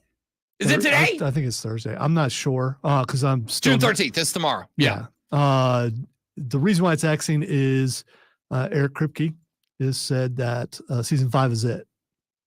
You know, I'm okay He with did that. the same thing on Supernatural, then someone else took it over, and it lasted for a lot longer. So. Yeah, but I'm going to say The Boys, of all the shows that I have enjoyed, and I will tell you that when The Boys next season drops, it will be like I'm watching it tonight. I love this show. I love this show. I love that it pushes boundaries. I love that it looks at something that is always looked at through a particular paradigm, through a completely opposite viewpoint. I love this show, and I think that it has developed such a tone about itself that I don't think you can make changes to it without changing the show away from what it is. All right, and finally, Jake Paul is Xing. Y'all have a great day. Thanks for being here. Hope you enjoyed the show. Tomorrow, Rashad Beard will join us. We have Fight Club. It was pretty important, actually. With the great one, Lonzo. There are 2 things. One, he's got a new opponent for next month, and that's Mike Perry. But that's not the most important thing. He has started a new line of men's grooming products with Walmart. So that's where Rob's going right now to get him some Jake Paul. You know, Snoop Dogg has got a line of clothes at the Wally World right now. See, this was like gel and stuff, but no, I did not. Snoop Dogg's got, I almost bought one the other day. And you're almost skinny enough to wear it because it's a Paisley basketball jersey, a purple Paisley basketball jersey. I want it. It's great. Hey, thanks for being here. Texter says Jerry West and John Tesh are the NBA. Have a good rest of your day back here tomorrow to do it all over again. But if we do it right, better on the Rob Brown Show on the Fan Upstate later. Yeah.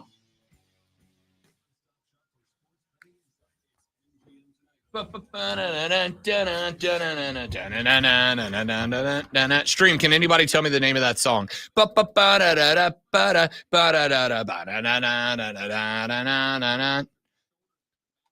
Legitimately concerned about the other thing. I am not. Yeah. I mean, if they tell me stop, I'll stop. But. Yeah, I don't want to. Don't want us to get in trouble. Oh, I'll take the heat. It's definitely a Rob joke for sure. No. There's an us. If it's considered dumpable, and I did. It's not. I can guarantee you, it's not. I have heard I have heard the word glizzy on the radio 1,000 times. Yeah, there are certain words that you can say, but you can't say together with another word. Nah. I think we're good. If I get in trouble for it, I get in trouble for it. I will take that. I will. I push love back that. on it. I'll take that as if it would stop me from getting in trouble, because it wouldn't. I mean, you can say that all you want, but if there is trouble, it will be both of us. And I will get hit hardest because I will. Well, you knew it was bad. Why'd you let it go? Oh, man. All right, dudes and dudettes, you're all spectacular people. I have got a jet. Yes, there it is. There it is. Steven coming through. Round ball rock. Atta baby. I don't get it. That's the name of the John Tesh song. Okay. Going with what we were talking about, I just thought maybe it kind of went together with that. I was a little concerned. Did you ever go see a John Tesh concert? I did not, but I want you to know I absolutely would. Is John Tesh alive still? Yes, I believe so. Is he playing concerts? I don't know. Also, do you go to a John Tesh show just to hear him play Round Ball Rock? Because I don't know anything else that John Tesh does. I actually bought a John Tesh CD back in the day. Was it good? I also bought Yanni. So I mean, but I love the keyboard and stuff. So y'all, can I share with you real quick before we get off John Tesh's website? It's incredible. John Tesh's website looks like an old MySpace page. I think that's pretty cool. Is that in a cave?